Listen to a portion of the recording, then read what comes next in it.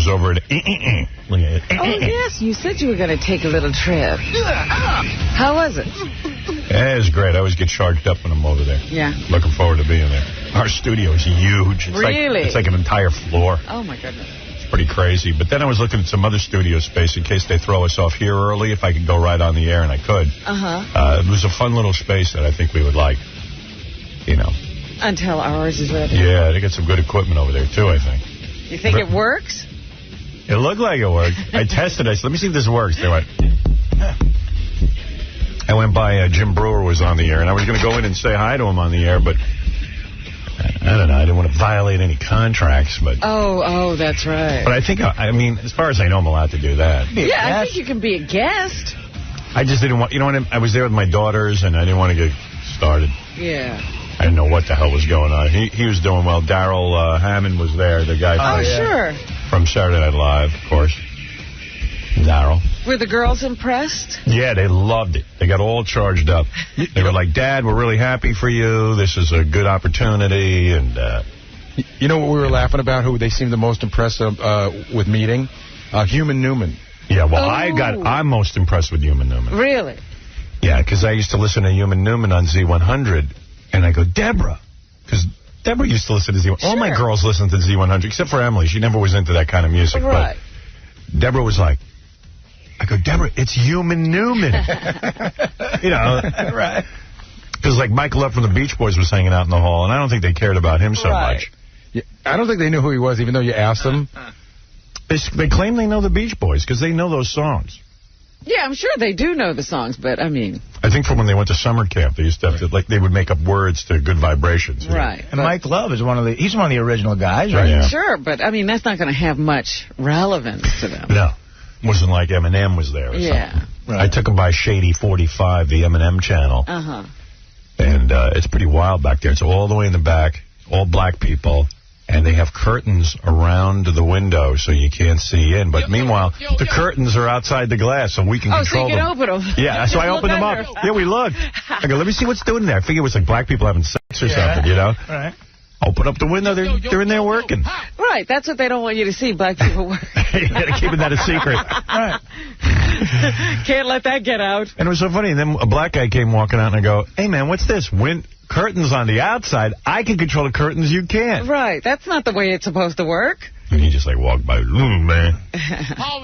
Those curtains are always up, Howard. Always up. Always up. Yeah.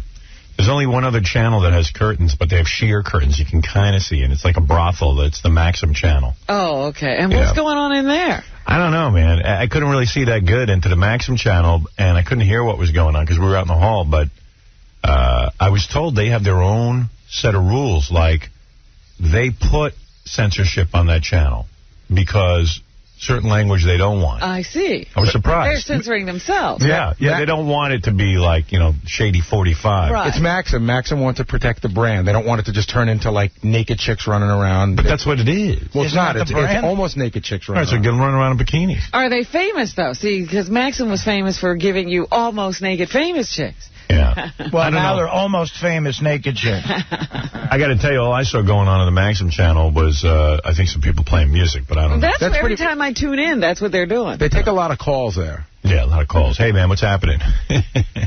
I thought it was interesting. We stopped by OutQ. Yeah, we went by the gay channel. Gay channel. Sal and Richard's favorite channel. We met sort of a celebrity there. This guy, Signorelli, who... Yeah, Michelangelo. Yeah, that's what it is. Michelangelo Signorelli, who, as Gary explained to my daughters, he goes, that's a very famous gay person right there. That's right. And the girls go, why is that? He invented outing. That's right. He invented squealing on gay people. Started outing people. Right. And you're the best line. You go, you know what? I don't know that I'm very comfortable with that. He's the Sammy. I said that. I go, I don't think I agree with outing. I forget who he outed, but he was... I think he outed... I think the first person he outed was like David Geffen or something like that. He's the Sammy the Bull Gravano of gay people. That's right.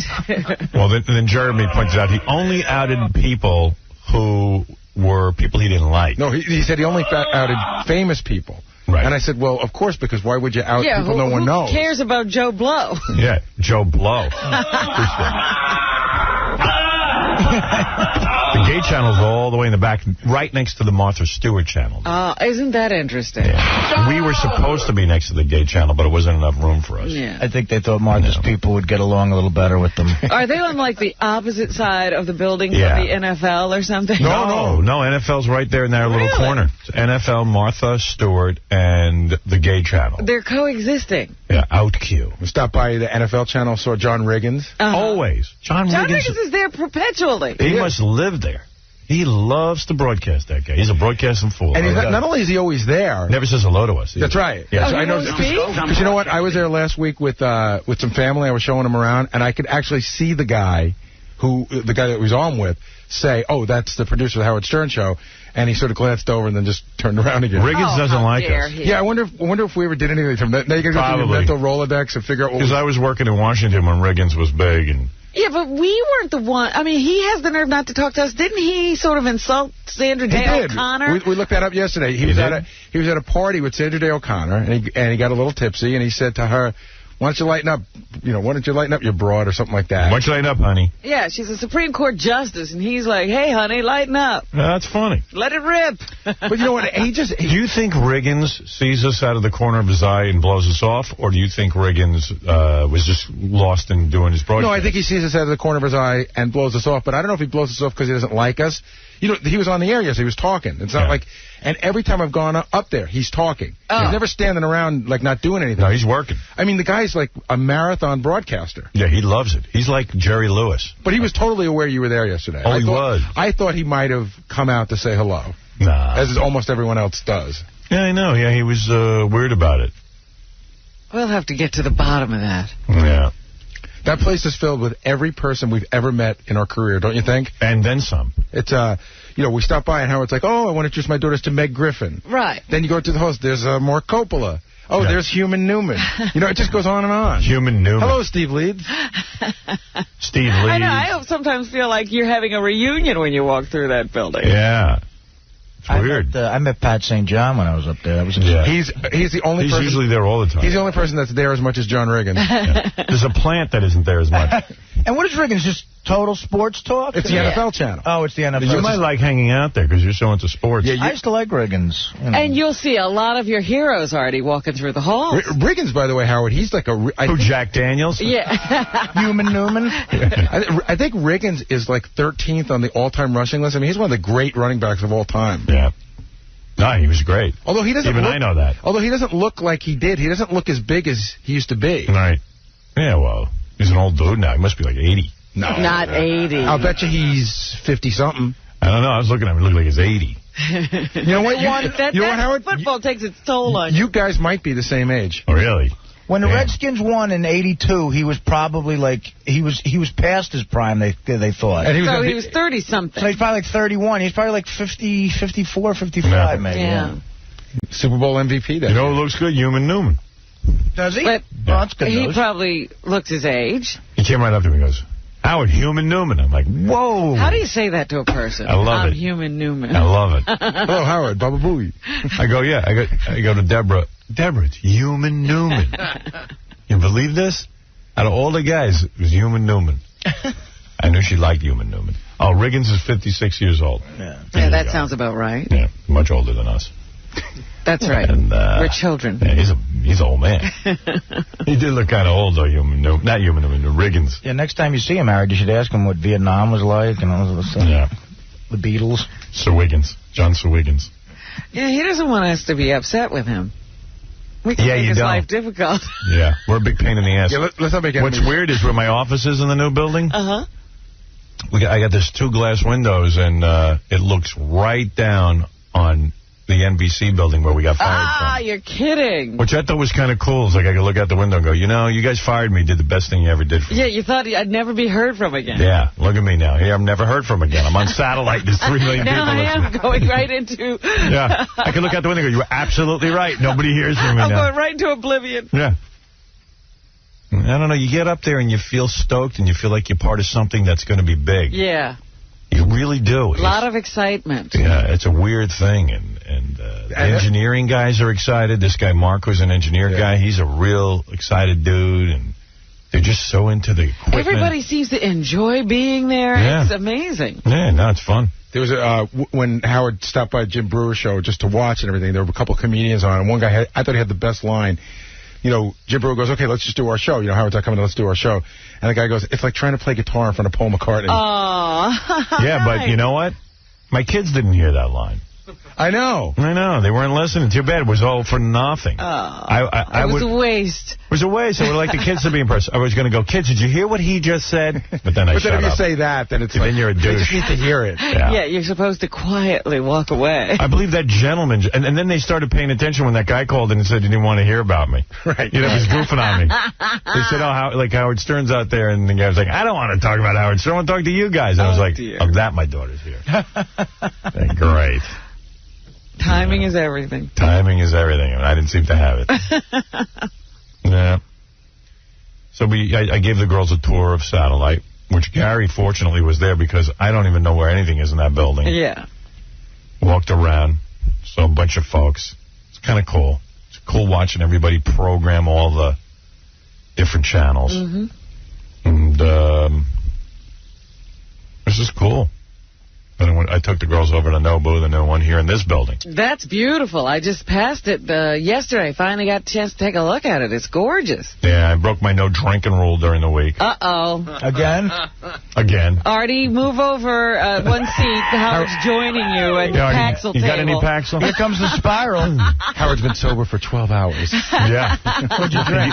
On a Monday, no less. Monday's really bad. Yeah, that's the beginning of the week. I don't know about you, but I don't even count. Is it what day is it today? Today's Tuesday. Today's Tuesday. Like you do. I don't know about you, but I don't count drinking some sake. Oh, alcohol. please. Yeah, that's when you're really in trouble, when you start discounting beer and wine from being alcohol. If all I drank was beer, I didn't consider the drinking. Right. Right. That's a true alcoholic. Right. Yeah. I don't think I really drank last night. I only drank a quart of sake.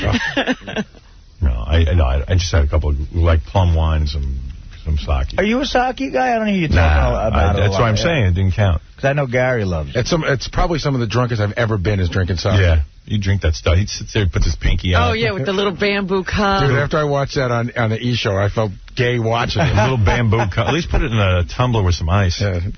I know how to drink. Well, you don't put ice in wine. But it's sake. You can Sake's with the wine. It's like vodka. It's somewhere in the middle.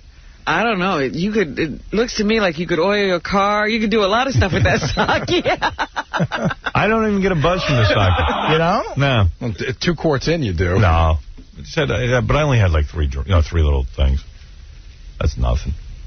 That's hardly a drink. Just went through that one little bottle they gave you? Yeah. Well, your daughter seemed to really be impressed with the place. They really seemed to like it. What, Satellite? Yeah. Oh, they were blown out by it. Emily sent me a letter this morning, like an email, and shot me off an email and said, wow, that's really awesome. Oh, that's great. Yeah. Because, after you've seen it, you don't know if everybody else is going to be impressed with it, when other people see it, what are they going to think? Yeah. Just looking around, it was just very cool. It's a very unusual experience to see 120 channels all in one room, one building. You know what's interesting? Because I've taken a bunch of people around up there, what blows people away, and your daughter said it yesterday. We went into one of the studios, and she goes, my God, everything looks brand new. Yeah. It is. Yeah, you don't see that too often. And all the equipment is digitized, It's state of the art. That's the nice thing about it. Yeah, it was pretty cool. But first time I went over there, I, immediately left from here, and I looked at the place, and I said, what's the startup business? Right. This place or that place? Yeah. I know, that place looks like it knows what it's doing. Oh, is this Jim's show? Yeah. Is this worth listening to or not? It's sort of, it's sort of all over the place, but it's him reacting when he sees you outside the window. My kids like Jim Brewer. He's a funny guy. Yeah, they were like, wow, he's funny. I go, in the hall, he was a scream. I said, he's good on the air, too. Yeah, in fact, we were talking about, I have to get a tape of his show with Rob Schneider. Oh, yeah, I just still want to hear that. Yeah, he told me it was weird. He didn't know what was going on, huh? No, he thought it was odd. When you see those guys laughing at something you said, that is the ultimate trippy. Yeah. Who is that guy? I love that laugh of his. Jim doesn't even know how to, work the microphone. Like, he holds it like a stand-up comic. He walks around with it like he's on stage. Oh, he does? Yeah. Oh, You're okay. kidding. Like, so he walks around the studio? Yeah. Yeah.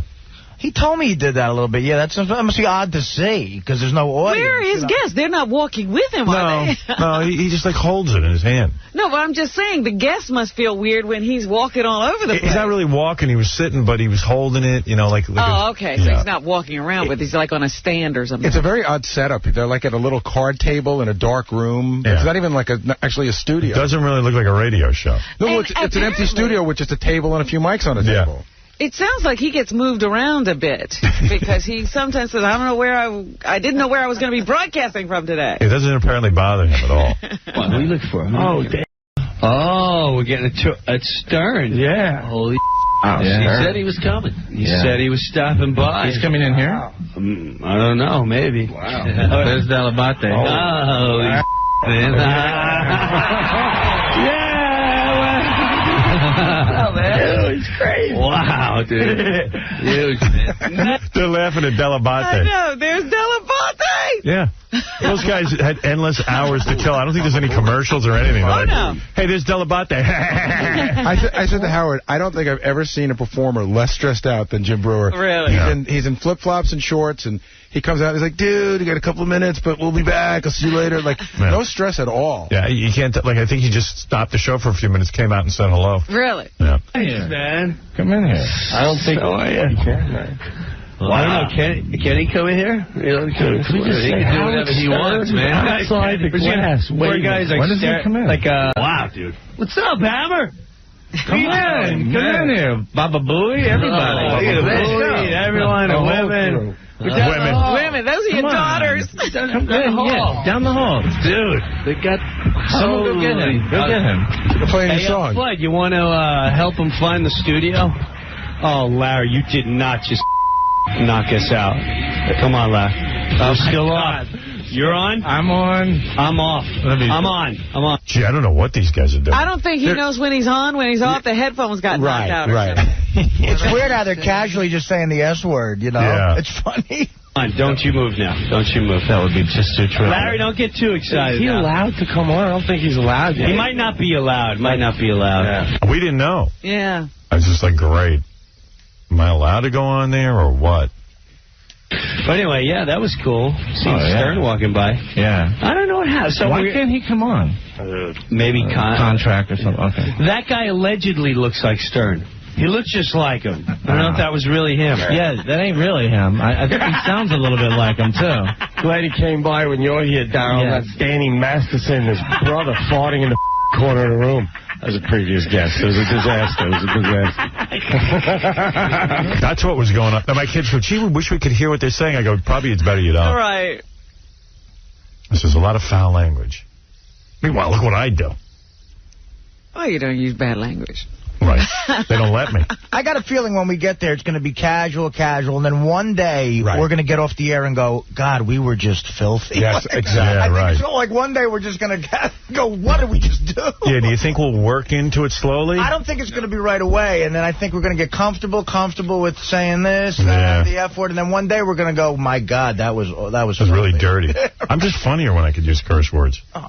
I think. And I think there's going to be a day where we're going to start getting into some of our wacky stories that we can really tell. Yeah. Like yesterday's show got so many edits. Right. I was looking over the list of stuff that Dave dumps. Mm-hmm. And, oh, my God, how did anybody follow any of the good stuff? I mean, they just obliterated the show yesterday. And there was a bunch of stuff I didn't even go into. Because we were talking about sex. Right. And there was something you were... I remember saying to you, there was a question I would ask if we were somewhere else, but I know it'll never get on. Yeah. Yeah. Anyway, those guys, man, what the hell's going on in that studio? It sounds like a gangbang. I always think everybody must be getting high. That's what it sounds like to me. Like one of those parties where everybody's sitting around high, being ridiculous. Yeah, I thought those guys were high. No, here he comes. Oh, man. Here he comes. Back of hammers. Here, you can have my thing. What are you doing? You just hanging out?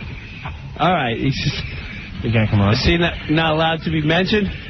There's a guy that looks just like him, though. Gotcha. Okay. All right. Sorry. So this guy's hanging out. Looks just like Howard. But apparently, you know. It's an impersonator. Like you, Darryl. Yeah. Do you have a Howard? Do you have a Howard Stern one? No, I don't know. We're going to do this now? It's like playing guitar in front of Paul McCartney. It's a little awkward. Really got to go through. See, that's what I wanted the kids to hear. Yeah, they didn't hear that. No, unfortunately not. What are you going to do? Try to impress your kids, and they miss the moment. You know, you just got to figure they'll be impressed. They'll get it. Take the tape to them. You got the tape. Kids, listen to this. This is what you missed when you were talking. Sit down. But really, at this point, don't you think they're already impressed? Yes, I'm joking. I don't need to do that with them, I don't think. I'm not sure. And if you do, you're not going to anyway. The person I need to do that with is Fred. He's not too impressed. Doesn't seem to pay attention. Play it again. No, Fred seemed to be impressed with you. I remember at his party he said he loved you more than his wife? Yeah. Fred was drunk at his birthday party. Fred's 50th. Was that the whiskey talking? Oh, my God. No, he also started roasting the audience at some point. Yeah, he was out of it. I think he started making fun of Jason. I know. Maggie Buckwell looked at me and went, oh, my. He's very angry. I go, yeah. I was feeling frisky, but I was a little too drunk to pull it off. But Fred got up and made a rambling speech. I wish I had a copy of it, where he confessed his love for me more than his own wife, and then he told her, hey, sorry, honey. Transcripts from Oprah. You know, the truth is the truth. You got to deal with it. I watched the Pam Anderson, and this is like the front page of the website. How old is this kid? I don't know. I was looking at his picture. I can't tell. And here's his whole rap. You ready? Yeah. It's about 3 paragraphs long. This is why Natalie should date him. Yep. It's called Date Me and Natalie, and you get on there, you click on it, it says, I'm asking for one date with Natalie Portman. I'm not asking to marry her. I'm not asking for a week's vacation with her. I'm not asking to exchange love letters with her. I want one conversation with her in person. I've decided to ask for this through a website presenting my argument about why I feel this is worth Natalie's time. Oh, okay. Okay, you want to do something funny? What? All right, this is good. I know people wrote me not to talk about Ross's wedding, but we convinced Sal. Sal is now somewhere talking to Will. You can't hear this. We convinced Sal that Richard Christie was invited to Ross's wedding. He's pissed. And we can hear what he's saying? No. Will, oh, here's Richard. How did you convince him you were invited? Well, Will comes up just one day and he goes, hey, so I hear you're going to Ross's wedding. I was like, yeah, I was kind of surprised. You know, I know. And I was playing it up for Sal. And I was going, yeah, I kind of know him. It's really cool that he invited me. You know, I've only met him a few times, but he's a real cool guy. And Sal was like, I can't believe you got invited to his wedding. That's not right. So I said to Sal during the break, I said, Sal, I can't believe Richard was invited. And I'm like, hey, Richard, good, we'll hang out Saturday night. And Sal's out of his mind. He goes, I can't believe a slot opened up from Ralph, and I'm not invited. We should make this quick, because... yeah. Oh, okay. And so if you want to jerk him around, I can bring him in here. Okay. Oh, yeah. Yeah. All right, you go get him. Absolutely. Tell him that we're talking about the fact that Richard's going to the wedding. Yeah, It's funny because when you said Ralph wasn't going, right, I figured, oh, my. Yeah. Who gets that slot? Anyway, so, right. So anyway... golden ticket. Yeah, so there's a lot going on with Ross's wedding that we're all going to this weekend. I mean, Fred wasn't invited. The weirdest thing is Fred wasn't invited, but Richard Christie was. I don't understand Richard Christie, this list that Ross put together. Yeah, sure. Fred isn't going either. But Richard Christie was invited, and Sal was saying he thinks he should go, but you don't even know Ross, really, do you? I think I know Ross better than Richard. You and do? I know Fred knows Ross better than Richard. Yeah, Really? Guess who's not going? But why would you want to go? Is it to hang out with me? I mean, I said, first of all, I was shocked that Richard was invited. Yeah, that was a big surprise. Yeah. You know, I did not know that at all until just a few minutes ago when somebody said to me, yeah, Richard got invited. I went to Ross's bachelor party, and the scores one that you threw for him. That was great. We had a good time. I was deliberately polite, you know, to show that I'm a normal guy off the air. Gary thinks Richard's you're at my table. Am I? Because are you bringing a date? I heard a couple names, and I didn't recognize anybody, but I didn't know if that was the same one you were at, or... Are you bringing a date? He makes a good question. Can I? I don't know, can I? Ross was saying that if he didn't put the plus one... one... Yeah, if you didn't put But no disrespect to Richard, I mean... how does he invite Richard? I mean, I don't want to... Look, me and Richard do a lot of things together. We're almost like a comedy team at this point. But why would Ross just invite Richard and not me? I mean, Richard was even telling me off the air that he would rather I be there because we would have a better time. Maybe he's had some personal experiences with Ross that you know nothing about. Are you working Saturday night? Yeah, I'm at a comedy show in Staten Island. Oh, would you give it up if Ross invited you? Yeah, of course. I don't think he's going to invite you now, though. Yeah. Wait a minute. You would give up money? You would disappoint your audience? What audience? 11 people? Circles. I played that role. You'll sell out Circles. I would disappoint the waiter, the bartender, and the doorman. But it's going to be a beautiful weekend. Why would you even want to go to a wedding on a Saturday night? Let me ask you this, Howard. Would you mind if I went? But I don't mind. It's not his wedding. I'm not inviting you. Yeah. It's not up to me. Can he be your date, Howard? Yeah, leave Beth home. What do you mean, would I mind if you went? Absolutely not. It's not up there. Ross is inviting a bunch of people. Howard has no idea. I'm going to hang out with Richard and get drunk. You might as well be there. Buddy, we are going to friggin' bond. I can't wait, man. It's going to be a blast. See these son of a bitches, what they do to me, Robin? I'm not doing anything. Well, I know I wish you were coming. Hurt, Sal. I think I know why Ross didn't invite me. Why? Because when I first started working here, I used to analyze your friends. And I said, you hang out with pompous, arrogant guys. And I threw Ross into the mix. Right. And I know he had to say to you off there, who the F is this idiot to talk that way about? Never said a word. And I have to say now... Well, he certainly fixed him now, didn't he? He invited Richard. He got me because it hurts. But Sal wants to go to hang out with me. And you know what? That's what I think he realized. Right. Like, you don't care about Ross and Melissa getting married. You care about hanging out with Howard, right? But nobody does. Because Sal went to a wedding last weekend. Did you want to go to that one? Or? No. Here's the funny thing. I was at a wedding last week. I'm at the bar, and these guys come up to me. They go, where's Richard Christie? I mean, we're at a wedding. I had a thought that we could do something fun. What? Because I know Ross really respects your drumming.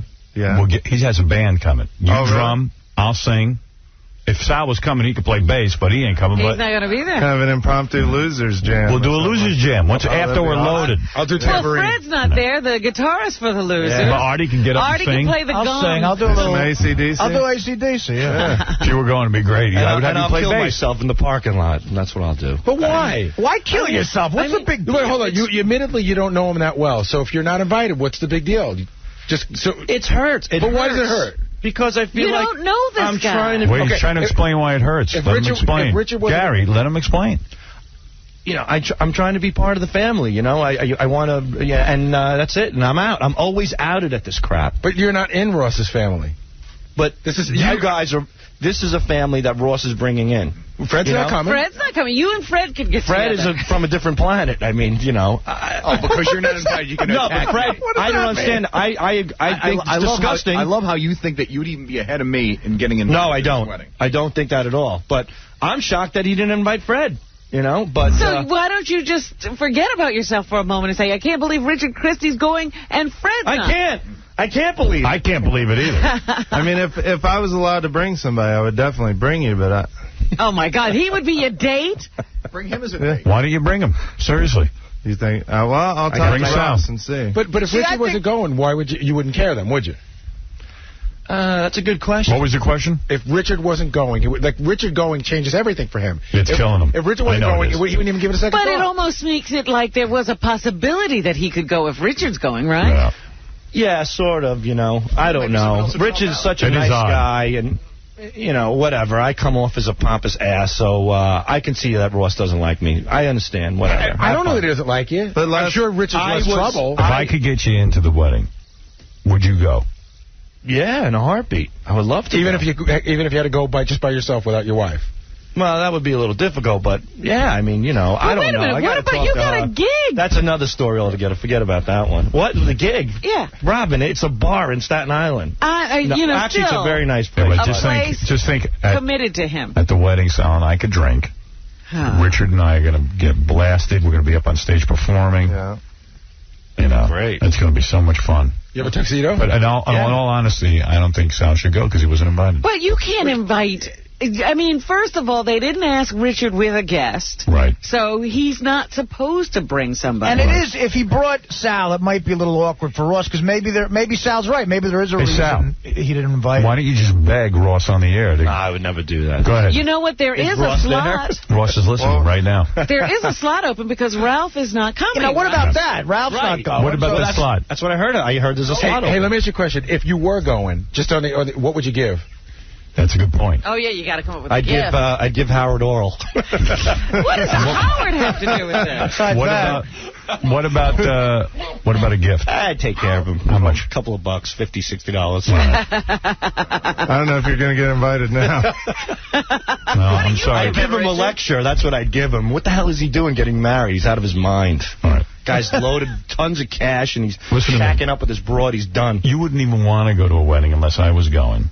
Yeah, you didn't want to. Ross's wedding means nothing to you. It's that Ross's weddings means nothing to anybody. I mean, I want to spend Saturday night with me. That's not true. I'm not meaning that's... Here's the question. Say Howard couldn't go for some other commitment. Would you go if you were invited? Would you care? Would I care? Quivers and I and already enough of a draw. Would you then blow off a gig to go to this wedding? Like if it was just me going, would you still go or would? No, because I have a comedy show. Dude, you're so two-faced. I have a comedy show at Circles this Saturday. I'm not two-faced. No, you're right. You're right out in the open. All right, anyway, so I'm glad. Listen to me. Listen to me. You're a dodo head. You're a dodo head. Wait. Richard's not invited. We've been yanking your crank. Why did you pull you to that room so we can tell the audience about you? Dummy.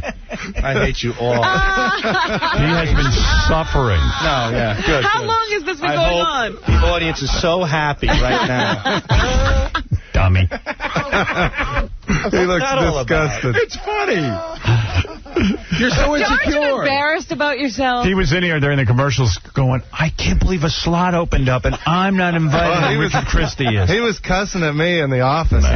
Not at you. Well, no, you were cussing about the wedding, though. You're saying, well, maybe Ross will call in and invite me or something. Oh, man. You'd even take a last-minute invite. So you're a big fag, and you better get used to it. How am I a big fag? I wanted to hang out with the guys. So you want to hang out with Howard? Yeah. You don't even want to hang out with the guys. You want to hang out with that guy. Hey, joke or no joke, I'm still not invited to this wedding. Right. Usually at the end of a joke, hey, and by the way... you shouldn't be invited. Why would you be invited to this wedding? Did it ever dawn on you, did you ever stop to think, why would Richard be invited? It's so obvious he wouldn't be. Tell you, I'm not surprised that Richard would be invited because Richard's such a likable, nice guy. I can see Ross bumping into Richard. So are you. What do you mean? Bumping into him. Nobody thinks I'm a nice guy. But I've only met Ross as many times as you have. Like 3. Yeah. I think it's going to be a disaster because this is turning into about me. Someone else came up to me and said, "Oh, I understand the main table," and I thought they were talking about Ross's table. They're talking about my table. Oh my goodness. Yeah, the main table will be the following people. You'll be like the king of the wedding. I want to know why is Artie going. Nobody knows. I mean, how well do you know Ross, Artie? Actually, I've hung out with Ross a bunch of times in the last, 3 or 4 years, and I've always had a blast with him. Hey, Ross. I have an announcement. The wedding's off. All right? Oh, you don't even want to know. Gary has sworn me not to talk about it, but Gary started talking to me about the table arrangements, and I'm livid. I am absolutely livid over it. But I don't think you should be. Because Ross is First off, why are you livid over it? Because you're making this whole thing where I can't sit with the people from my show because who else would I sit with? I put you at a table. You knew every single person at the table. You put me at a table with all your friends because you want to make it... Wait a second. Is that the wedding party table? It's you and Robin. No, it's not the wedding party table. It's me, Robin. Richie. Right. Good friend of yours. There's 2 other people. There's Booker. Oh, okay. Mike. All right. Portnoy. Okay. Robin. And the douchebag who was supposed to show up who decided to freeload off of Sam Simon. Ralph was supposed to be there. That's right. Wait, and you told me... No, that's it. I thought that... That's it? That's it. We should present it a different way. All right. Howard sounded like Martha Stewart at the break. You should have seen him. What about Artie? Where's he sitting? Artie's with John and Susanna. Stuttering John? Yeah. No. Why are you putting Artie with him? What was that? Put Artie at my table. Great. Let me go get the board now and just mix it up like a Yahtzee board. No. Seriously, Ross. By the way, and Sal, eBay.com, there's you can bid to get into the wedding.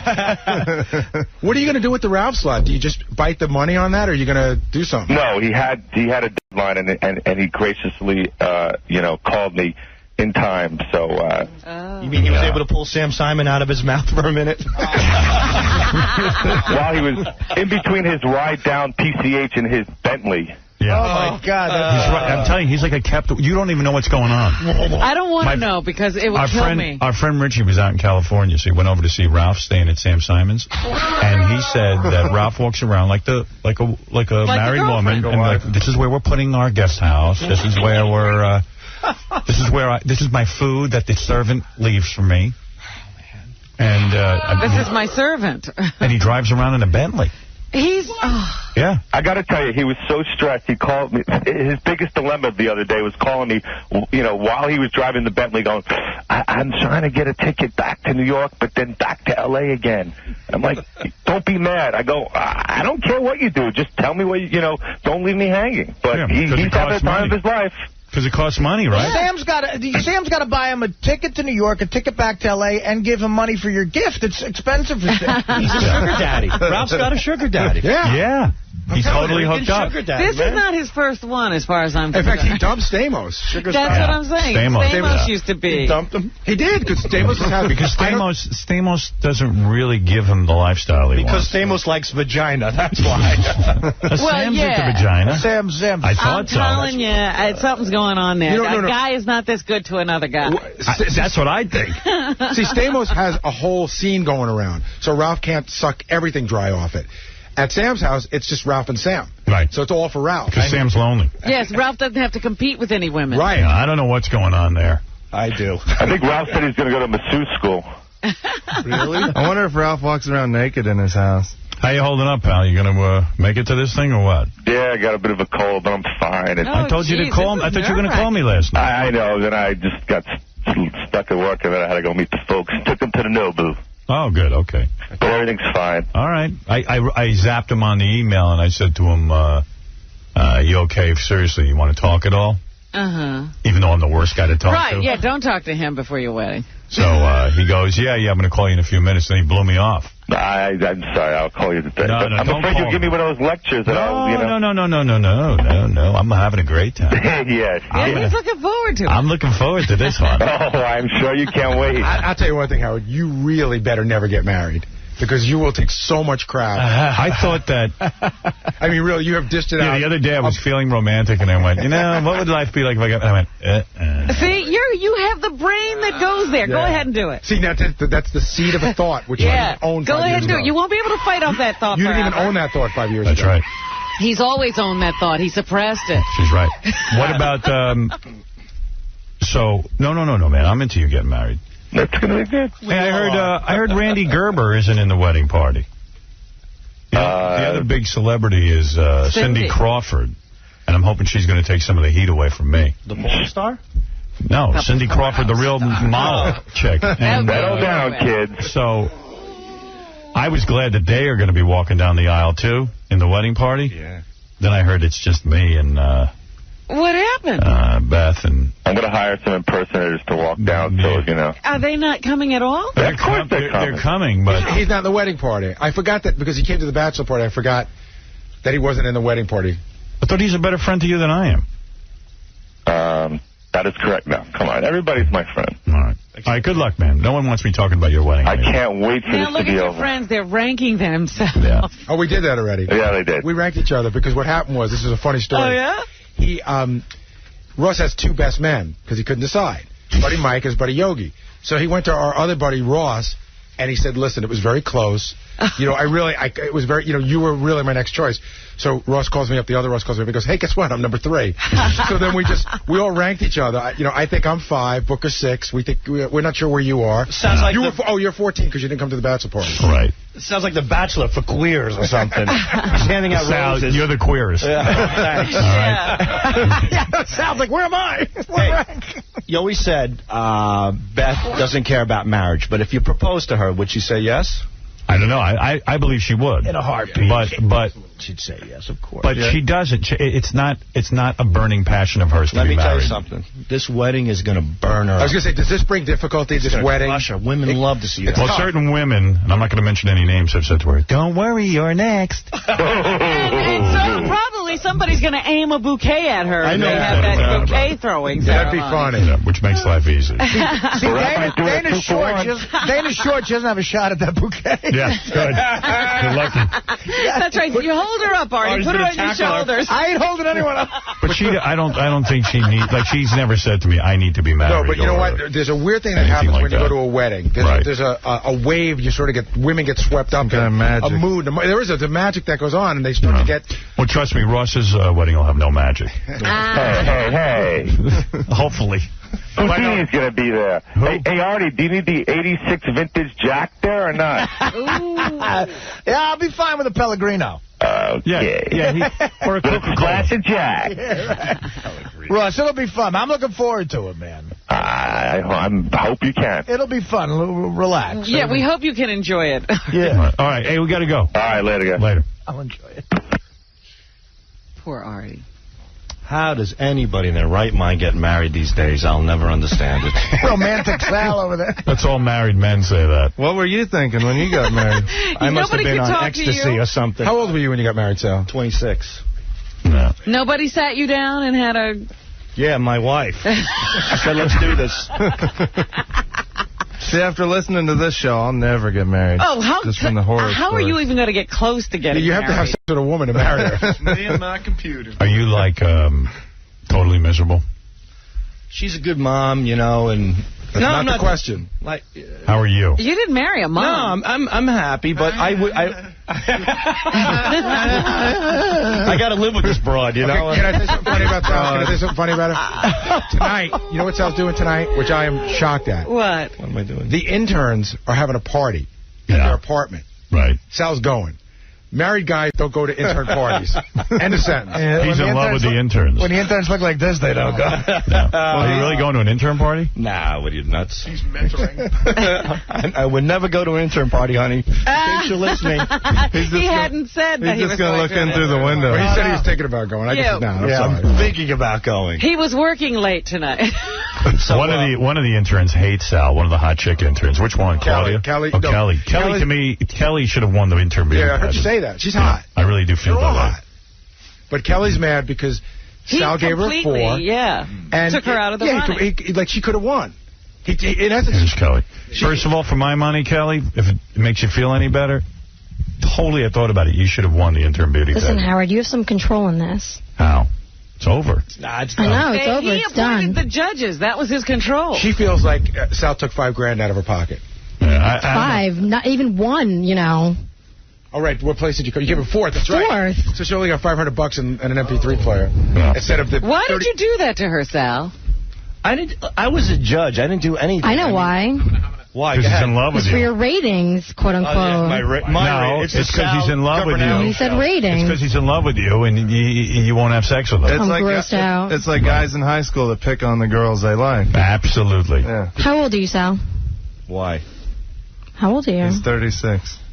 36. You act like you're like 12 and a half. Like, not even. You're like a child. That's it's why I'm disgusting. here. You know what it's about? Seriously? What? Sal wants you so bad. Right. I mean, I'm being honest with You you. probably ignored him. He probably ignored him. No, we're like friends, too. No, but he probably thinks he's all angry. You're a hot chick. I mean, there's no way. Hands down, you should have won that interview. Thanks, Howard. Hands down.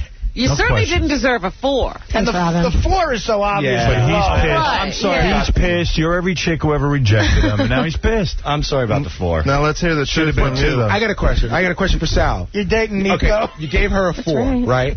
How come you didn't give any of the other girls a score below 8? 8s and 9s. What is that? Here we go. You want to know? Yeah, I want to know. There was 3 parts of the program here. You had to sing a song, which I gave you a 5 on.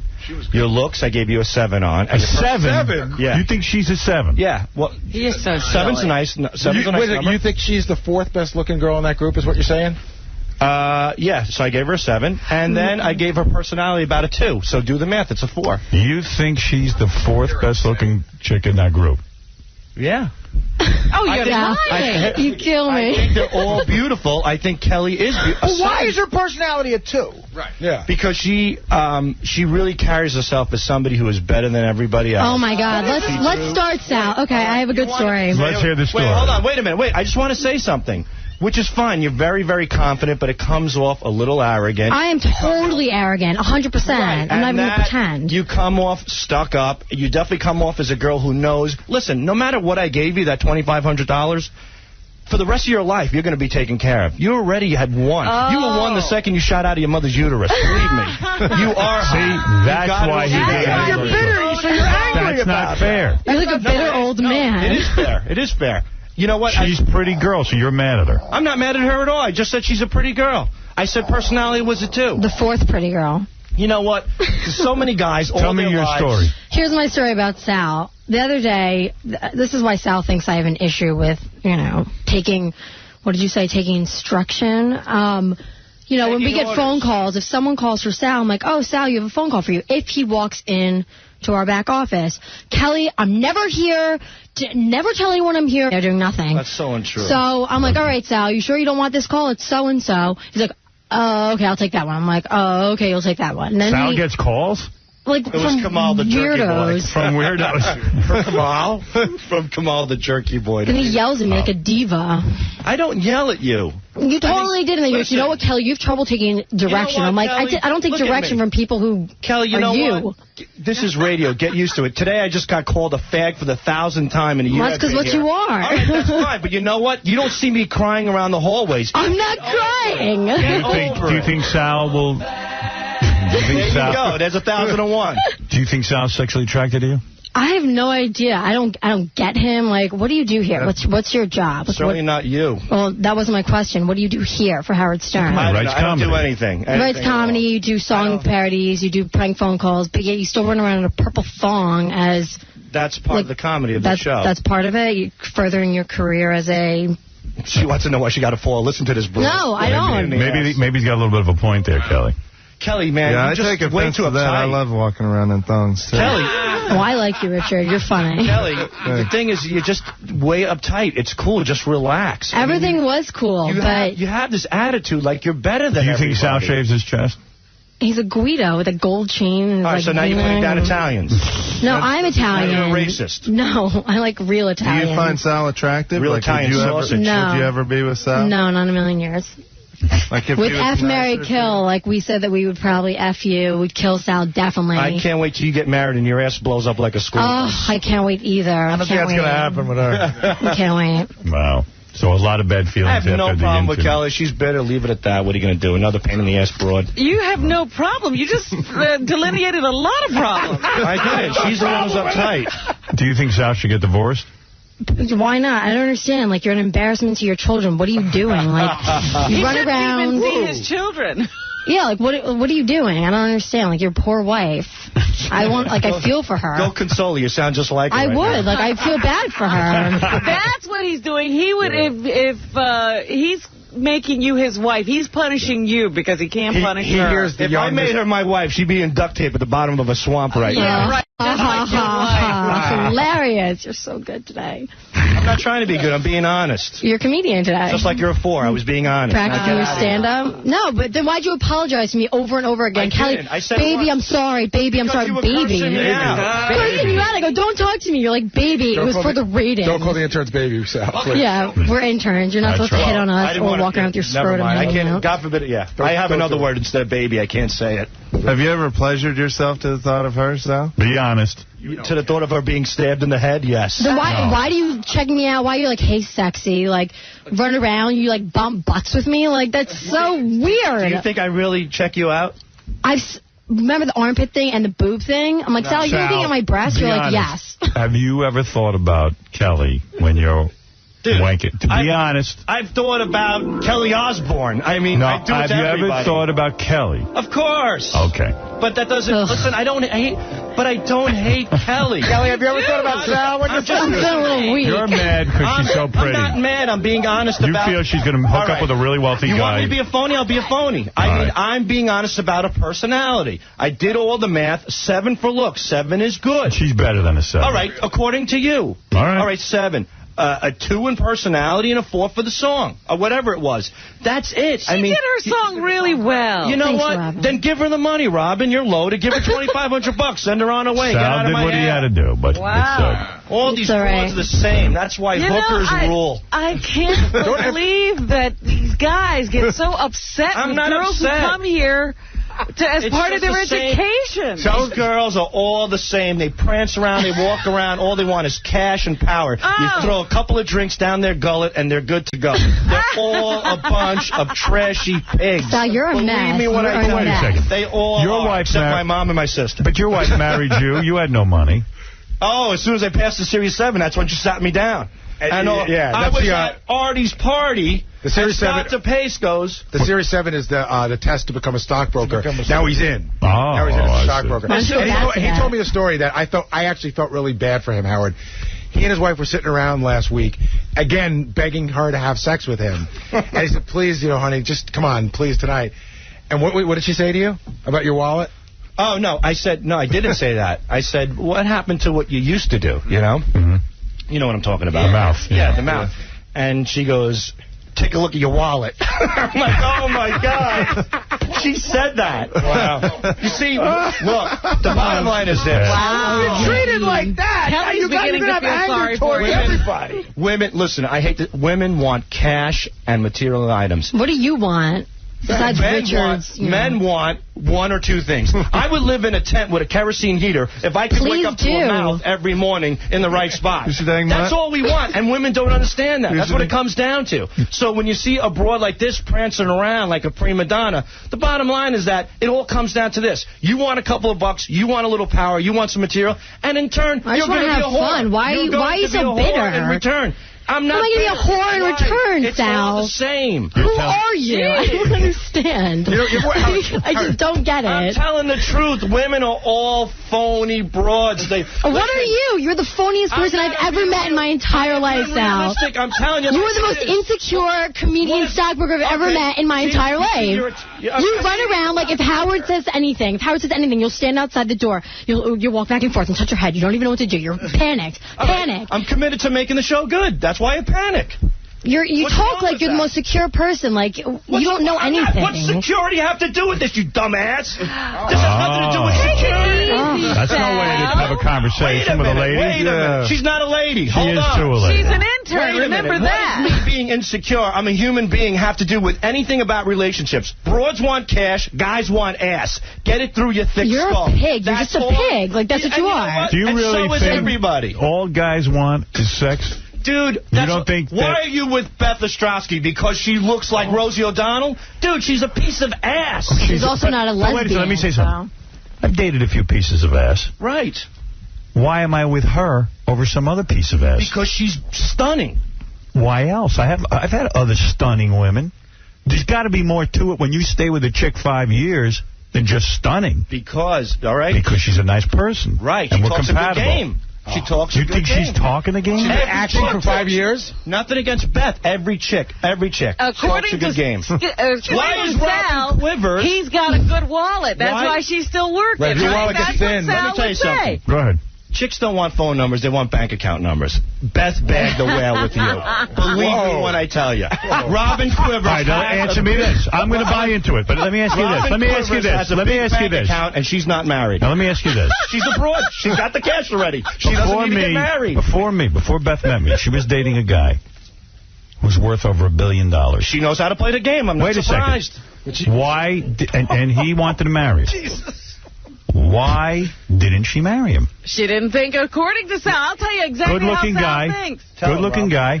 She couldn't keep up the act for him. There was something that really turned her off about it. You're That's good. what he would say. All right. Robin, is there some truth to what I say? No. Are you a filthy whore, Robin? To you, it makes sense to you. Listen to me. Men go to school. They work hard. Look, your love is radio. My love is also this as well. But the thing is that you strive to do something to be successful for yourself. A woman Her whole thing is her body. That is her college education. Do you understand what I'm saying? Go ahead. A woman's body is her college. A woman's mind is her future. When a woman bags a guy like Howard Stern, her whole commodity is staying tight, right, sleeping naked, saying that she doesn't want to get married, saying she doesn't want to have kids. She's singing your song, dude. She's playing your piano. Don't you know what I'm trying to say? And she's bagging you. That's how a woman bags the whale. They sing your song. And what does a guy want? A look. That's it. And you know what? And when I get married... And that drains your brain right out of you, right? I have 3 kids, a mortgage, a car, a pain in the ass that tells me to take off my shoes when I get in the house, and I don't get blah, blah, blah, blah. I'm ready to kill myself and give girls like Kelly a 4. So get divorced. Why are you wasting her time? Right. Because I love my wife. If you're so bitter, you think we're whores, whatever, then why are you still married? Then get rid of her, make some more money, save your... That's what you said. All women are that. You're saying... You're saying your wife's not she doesn't do whorish things. Is your wife my wife is guaranteed not a whore. I wish she was. If she was, I'd be the happiest guy in the world. You're making no sense now. I am making sense. The point that I'm trying to make... You're saying all women are whores except your wife. No, all women are whores. Well, she stopped being one, is what all women are whores until they get married, until they bag the whale. So then they're still whores. No, they whore you in, and then they're done. They push their luggage down, their asses blow up, and they start treating you like their mothers. I'm really mad Sal's not going to the wedding. Because he loves marriage. He loves marriage, yeah. My wife's a great mom. She's a beautiful lady. And you haven't said anything about her that you like regarding you. It's about She's me. She's a great mother, and she looks good. But what do you guys have in common? What are the 3 greatest qualities about your wife that have... Did your wife tell you no oral because your wallet was too small? Is your wife a whore? My wife's not a whore, and she... she's an absolute prostitute. You got no money, you get no play. She's a call girl. Right. The thing is this. You're calling all women. Just take a gun and shoot me. I understand all the interns have a problem. A lot of the interns have a problem with you. That's fine. Let them all have a problem. Everybody has a problem. We're all whores. We all have problems. That's fine. I don't care. Let them all have a problem. If you have a problem, come in. You know what? Every intern came up to me after this pageant and said they're glad I gave Kelly a 4. How about that? I'm glad you did, too. No. I'm Makes for great radio. I'm talking about the interns, Kelly. I'm not talking about you. But I'm glad, too. Oh, we got a few of them in here, Sal. Apparently a few more people have problems. Who wants to chime in next? Hey, Sal. Uh-oh. He looks at Sal's actually very sweet to me, I have to say, but... You're a whore. But? No. Apparently so. About what? Sal. Thanks, Kelly. Sal, I mean, I think maybe you shouldn't have given Kelly a 4, but you had to go with what you wanted to do. I guess, I mean, what do you think, Kelly? Like... Well, we obviously know what I think. So. We already heard what she thinks. You want to say anything, Claudia? I wasn't going to say anything before. I was actually kind of upset, you know. I love Sal, but these things I'm hearing back there, what is going on? I'm not talking about you. He's angry. You're saying women in general? Every other woman in the world. He's angry. You should be shot for that. You are a horrible person. Take me out of my misery. That is it. We're done. All right. Anyway, listen, it's been a while. We have to take a break. You know, that's just the way it is. By the way, all our beautiful interns are leaving today. This is their last day. Ashley's last day is today. It's my last day. But Sal, I have to say I was very disappointed because I've always thought you were a great person. And what the F did I do? I was really surprised to hear some of the stuff when I was back there because I didn't think you were like that. I mean, I'm sure you're getting whacked. Yeah. Can I ask Sal a question? Crazy. I got a question for Sal. So what's the process now? Like, do you go home and hope your wife didn't hear the show? What's do you go home here? Do you go home and tell her a lie? Do you tell her this is a joke? What's the lie? If you walk in the door, what's the lie? I'm talking about women and men. What's the lie? A woman wants to beg a guy with a lot of cash, and that's it. And if your wife says to you, Sal, is that me? What do you say? To her, without anybody around, I say, of course not. But Sal. But how do you explain like my first marriage? I had no cash. Well, right. So what are you saying? You think she saw potential? I don't know what happened. You know, there are... That broke the rule. No, I don't know. I don't know. I know lots of guys got married. They didn't have any great future in terms of money. But listen to me. This is my perception because I don't have necessarily a great married life. So, you know, really? What can I tell you? You're willing to say about Sal because I look like your perception. Yes, Tom Chiusano wants. I just want to point one thing out. Yes, Tom. That even if Sal had given Kelly an 8, that Deandra, who was a very popular winner around the office, a very, very popular winner, would have been tied or maybe even still won by a point. She deserved it more than anyone. That was our... That's not the point. A 4 is a slap in the face. He's a judge, and he's allowed to give whatever he wants. As Kelly said, though, he knocked her all the way out of the running. A 4 says there's no way you're going to win this contest. Right. All right, listen. This is what happens when Sal the stockbroker is a judge. It's a marathon. You're not Ralph. It's funny, Stop too, Howard, because he tried really hard to get out of it. He was like, I don't think I'd be funny. I don't think I'd be good at being a judge. I thought he did a good job. Sal, you were the backup judge, first of all. No, he wasn't. He was the initial judge. He was an initial judge. No. Yes, he was. Too bad. He should have been the backup judge. Beautiful interns, thank you all. Thank you, Howard. I'm glad you had this out on the air. It's interesting to me. It's a and good Kelly, radio. you know, I didn't even do the contest because I wasn't willing to compromise myself in some ways. Not that I pass any judgment, but how can you say that women will do anything for money when I wouldn't even do certain things? So you're the exception too. You and my wife. Anybody else wants to come forward? I understand there's a big intern party tonight. Is that right? Yeah, I'll be there. Promise? Now, Sal is invited? Sal's invited. He said he'd do shots with me. Wow. Oh, isn't that nice of you? Shots on your ass. Remember Thanks, Sal. What is that? They what are is that? Wait, I mean, are you guys acting like this is the first time Sal's... No, this is the first time I'm going to say something. You crossed the line way too much. That's great. How? Just that, I mean, you're not going to go to an intern party. Look at you, he's laughing. I can't stand it. I'm going to leave. I have to leave. Oh, these girls are so easy. Well, girls, have a good time at the intern party. I think it'll be fun. Do you agree, Howard? I mean, doesn't he cross the line a little bit sometimes? I think is it funny? I think he's no, I think Sal's very funny. Oh, no, I think he's funny, too. And we all crossed the line. I'm just sad. I'm a sad guy, that's all. I'm sad. He's a sad guy.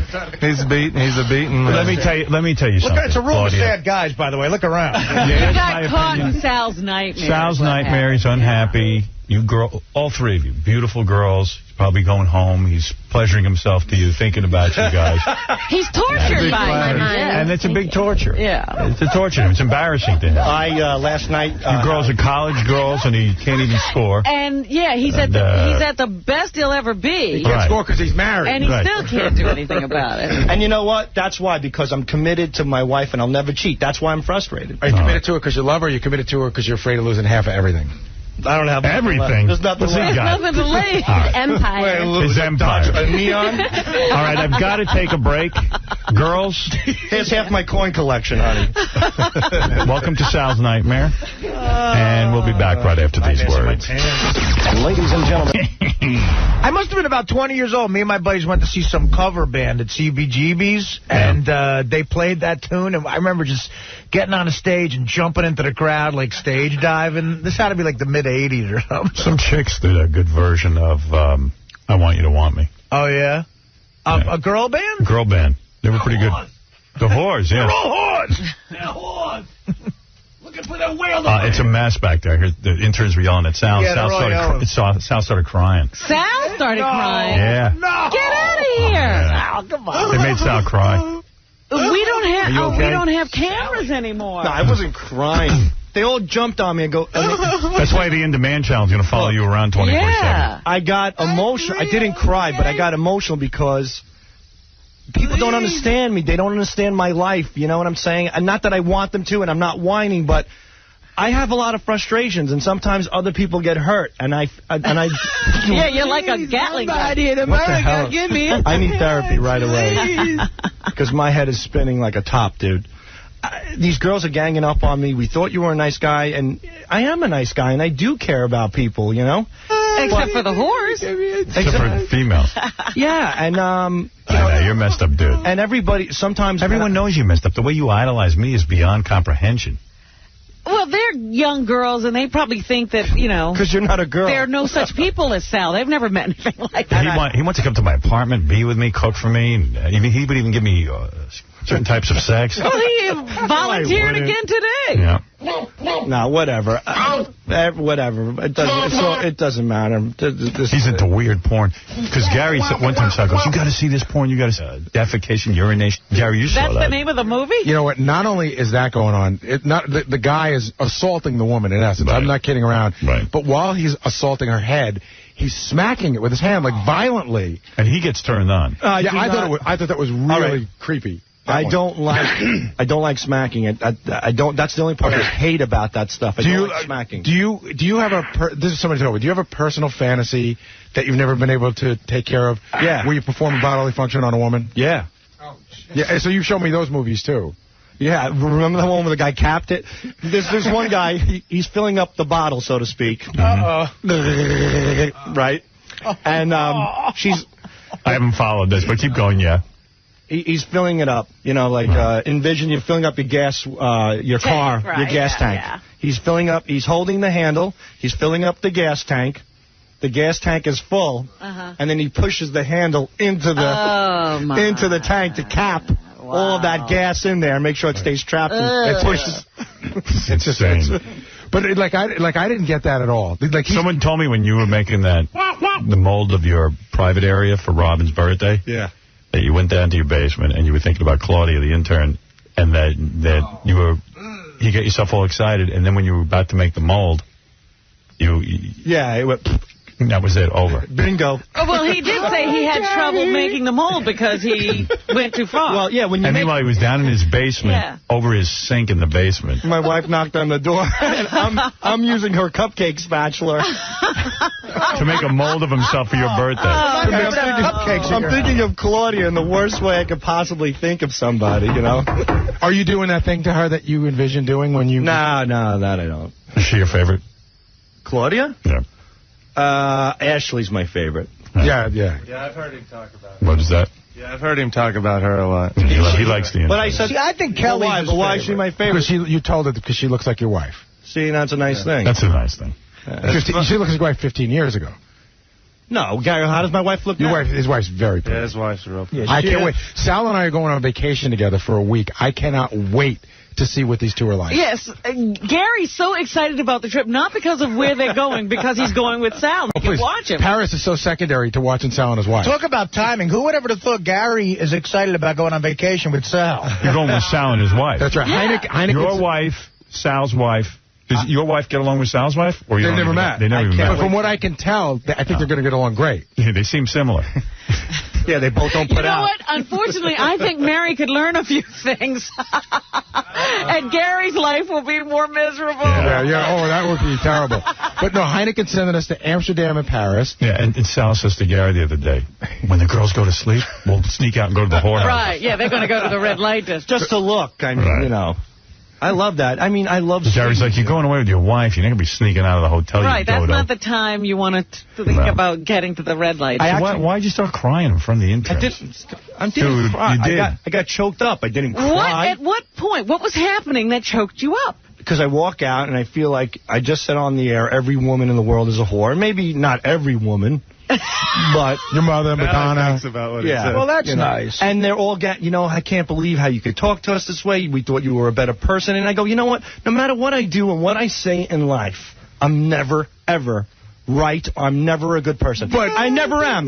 But you do you recognize that saying all women are whores could alienate Hey, you want to meet a guy? Like Spider-Man, this is my curse. Remember this guy who calls me up and says he has the perfect wife? Right. And we couldn't punch a hole in his story unless she looked bad? I like to punch a hole in her throat.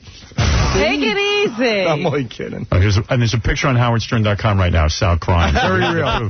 So there were tears. Yeah, there were. There it is. No, when you get choked up, my eyes got watery. You cried. That's called crying. Look, there. Oh, I didn't cry. Not crying. It's on howardstern.com, an exclusive. It's not. No, you cried. You just didn't weep.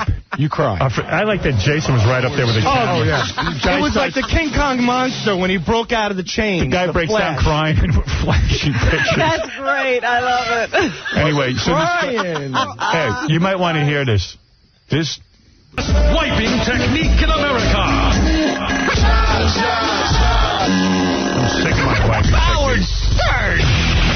Sometimes I just get so exhausted from my wiping technique. I've got it down to a science where I'm fresh all day. I don't even have to shower, but, man, it takes up almost a whole box of tissues. I go to the bathroom and I go, I just the thought of going to the bathroom exhausts me. I'm like... Am I ready? Do I have all my equipment?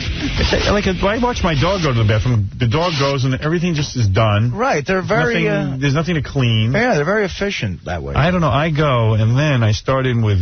I wet down toilet paper. And I stand up by the sink. And I hold my cheeks open. And I dab. And the first dab looks like...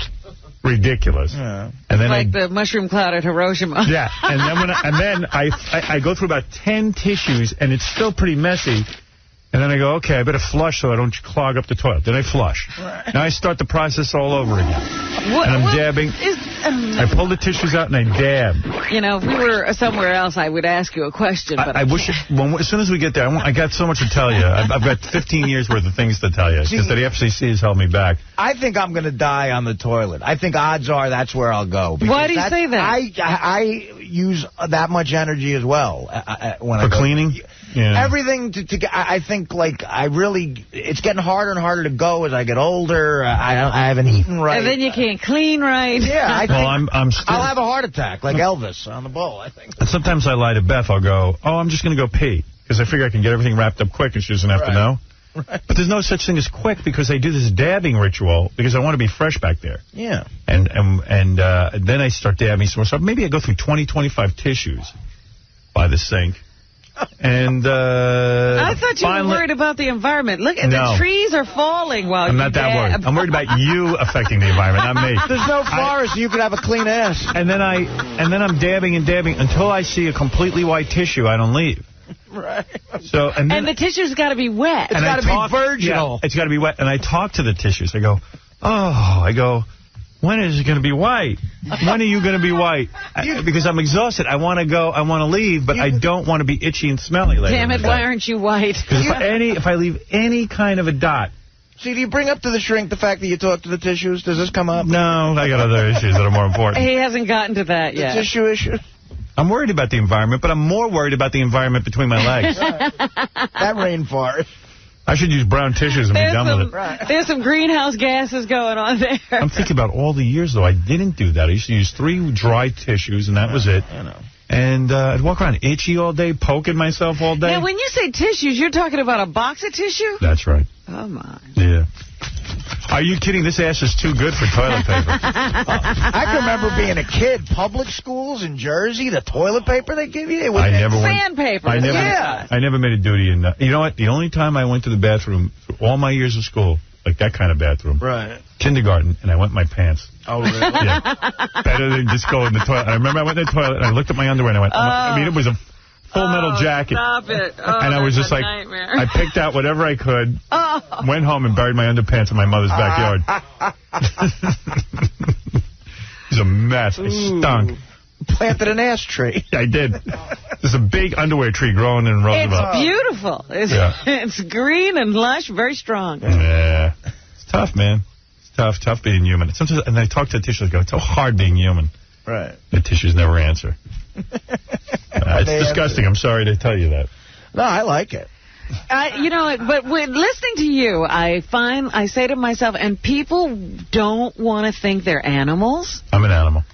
We all are animals. We're doing the exact same thing that every other animal does. Sometimes when I read and stuff, I go, I'm not an animal. Look at me, I'm reading. I'm using my higher intelligence. You might as well put that book down. Yeah. Well, what am I reading? I'm reading Hampton's Magazine. Right. You might as well put that down. I think I'd read something intelligent. I'm reading The Inquirer. You're reading something a coyote could follow. You're reading cartoon books with a lot of pictures in them. Yeah. I was in Dallas this weekend, and Cliff Pallet showed up. Oh, Artie wasn't kidding around. When he says Cliff Pallet hangs around, he hangs around. I've done the Dallas Cliff Pallet weekend myself. What do you mean? Like, what was your weekend, and where was Cliff Pallet? So Friday night, I was at this club called The Lodge, which is an adult entertainment club. But then afterwards, the station had an event. It was their 5th birthday, so they had that band Bowling for Soup. What station? Live 103. Live 105.3, I think it is. It's in Dallas. I can't. Our station. It's our station in Dallas. Yeah. It's an all-talk station. What do you mean all talk? It's all talk. They don't have music, obviously. It's you in the morning, Pugs and Kelly at midday. Really good. Russ Martin, who I had dinner at his house on Saturday night. Then I think after Russ... Did you meet Pugs and Kelly? Yeah, no, I know them. Did you ask them if, like, they're getting all kinds of... Infinity is laying out all kinds of money offers to anybody. To keep everybody else to keep everyone. Stable? Yeah, because they're just desperately trying to figure out who the next Howard Stern is, so they're hiring like 10 million Howards. Not that Pugs, I don't know Pugs and Kelly, but... Well, you know, it was a funny conversation, because I was talking to that guy... But tell Pugs and Kelly to hold out for more money. Right. Well, Russ Martin does the afternoon show, and he does really, really well there. Like, you know, he kills in afternoons. Right. And I was on his show on Friday promoting the event. We were talking about the fact that he doesn't want to do mornings. He's like, I don't need to do mornings because I'm making great money. Right. I'm killing in the afternoon. Why would I go back to mornings? Yeah. And he mentioned that they might have asked him to do mornings and for the same money that he's making in the afternoons. Like, well, why would I do that? No, tell him to hold out. And then the program director came in and we were asking him about, you know, what's going to go on in the morning. Will Pugs and Kelly do morning? Oh, yeah, they would do mornings, I'm sure. Yeah, so? They would kill to do mornings. Let Pugs and Kelly do it. But give them the shot. The program director was acting like, he's like, well, there's a plan. You know, he sounds just like our general manager. There's a plan. No. So we were asking him, like, well, what's the plan? Well, I don't really know. And I was Nobody's divulging I said to the guy right up to our program director, I go, there's no plan, is there? And he goes, no, there's a plan. But I don't think there's a plan. So go back to your cleft palate. Oh, so now I'm at the station's birthday party, and there's like a VIP section, and Cliff is there. They love him. And he wears he has a Texas Rangers jersey that says Cliff Palate on the back, but on the side it says The Howard Stern Show. Oh, wow. Right? He made it up himself, though. Well, he told me. Sad. He told me, I got this he bought the shirt on eBay, and then he had the lettering done later. Oh. You know, to the way he liked it. What do you mean he bought what shirt? Like he bought a Texas Rangers jersey off of eBay. And then he put Cleft Palate on it? Right, and then he put Cliff Palate and Howard Stern Show on it later. He had a guy that does that embroidery for him. So he's got that thing going, but the funny thing is... He must get laid like crazy in that shirt. Yeah, everybody's... Oh, forget he's beating them off with a stick. This is so funny. Yeah, they flew him in for the Pam Anderson roast because she wanted to do him afterwards. Cliff has a home and an away jersey. So Friday night was the away jersey, and Saturday all day was the home jersey. He had the blue one on Friday night and the white one on Saturday day. So Friday night I hung around with him, had a couple of beers, and, you know, it was fun. It was loud. You're telling me he showed up to so many of your appearances, he had costume changes? He did, yeah. He had to change his clothes? So my appearance on Saturday was a very long one. Yeah. It was from noon to 6. Go ahead. Okay, noon to 6, 1 to 6. When I got there at 1, he was there. And it was like a charity car wash. Yeah. So we were hanging around under this tent, and, you know, people were getting their car washed by strippers. And we just sat there. You know, you could eat if you wanted to or whatever. So, I mean, Cliff stays from 1 to 6? Oh, yeah. Well, here. I got there at 1. Where's he going? Cliff was there. I don't know. You just think he'd go like, you know, maybe I'm going to go home. I left at 6. I shook his hand goodbye. Wow. You know what? Now he's at home and he doesn't have anything to do. When these guys come to town, he has to take full advantage of being out. Do you pay attention to him? I did. Do other people pay attention? They do. Do you try to talk to him? You can't understand. No, I did. For some reason, even since Elephant Boy, I could understand guys like that. Yeah. He doesn't talk a lot. I have to say, he's not one of those guys. He's great. He's not one of those guys that annoys you by trying to let you... What does he do? He just sits there and then looks at you? Stands there. Like, when I was there, I had 2 stand-up shows at this theater on a Friday night, so he came to both of those. He was backstage. Dana came with me. Right. So Dana talked to him while I was on stage. Oh. And, Dana's a nice person. Yeah, I mean, you know, there was nowhere to go, though, you know. No wonder she doesn't want to travel with you often. Then the next day I had a DVD signing, so he came to that, and he sat next to me the whole time. And then I said, hey, Dana, get away from Artie. I want to that's you. Way too understandable. Well, then I took since Dana, she had never been to Dallas before, so I said, I'm going to stay an extra night, and I told the guy, the promoter of my stand-up gig, make reservations for the best restaurant in Dallas. I want to take my girlfriend there because she came with me and kept me company. While I'm having this discussion, Cliff is just sitting there, and it's almost like I'm feeling like, should I ask him to dinner or something? Oh, man. I mean, I didn't, thank God, but it was like, you know. He can't eat anyway because he's got a big hole in his mouth. He gets the food down. He does? Yeah, he's fine. You basically figure out how to get the food down your throat, yeah. We had free Is it unpleasant to look at? You know, I saw him eating something for a minute. He was having like a taco or something, and it looked fine. Yeah, no. A taco ain't easy to maneuver. But he's not annoying. He's really nice, and he's harmless, and he just stands there. But but when you're trying to make plans with your girl, and he's sitting there, and you know you're his whole social life, it's kind of hard to think of making the plan without him. Exactly. old taco went up the hole. But it's funny because I have my pictures on the table, and I would like to say, Cliff, watch everything, and I would leave for a while. That's what he does. Yeah, I know. I brought him on stage, and I told him to say something, and every sound he made, they went nuts. They love him. They love him. Yeah. But I could tell, like, the woman at the place, the strip club, the lodge, she said that Cliff had been calling and emailing all week. And preparing for your appearance? Right. Wanting to get in, make sure that he had prime seating or whatever. Setting himself up. And the radio station, like, we like him because we just met him, but the radio station, like, oh, there's Cliff again. He goes to every event. Yeah. They don't dislike him, but they just, like, You gotta prepare for him. Right. I guess, like, somebody was telling me, like, if you've been at one of those events and you've spoken to Cliff for an hour for the 100th time, it gets a little old. A little old. But I had fun with him. I loved him. Right. Yeah. He's a good guy. So, sounds like you had a pretty good weekend. Yeah, it was fun. You know what? I had a Cliff weekend. I don't want to read any more about Peter Jennings.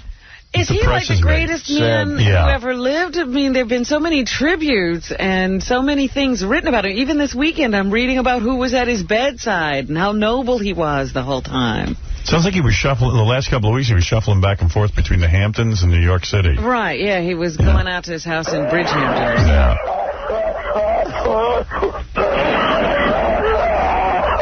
Yeah, there was a lot of Peter Jennings stuff. Then there was a whole special, a 2-hour Peter Jennings special, and I was going to watch it. Say goodbye. But it was too depressing. And I was listening, Larry King had Barbara Walters, Tom Brokaw, and Dan Rather all sitting around talking about Peter. I went to a party this weekend where Barbara Walters and Jack Nicholson were at, and I didn't even see him. You're kidding? No, I was outside. It was really dark. I didn't see anybody. I saw Richie Notar. Oh, like an outside party? Yeah, my friend had a party outside. And you couldn't see anybody? How many people, you think? He probably had 200 people, but maybe it was 50. Who knows? It was so dark. But Nicholson was there?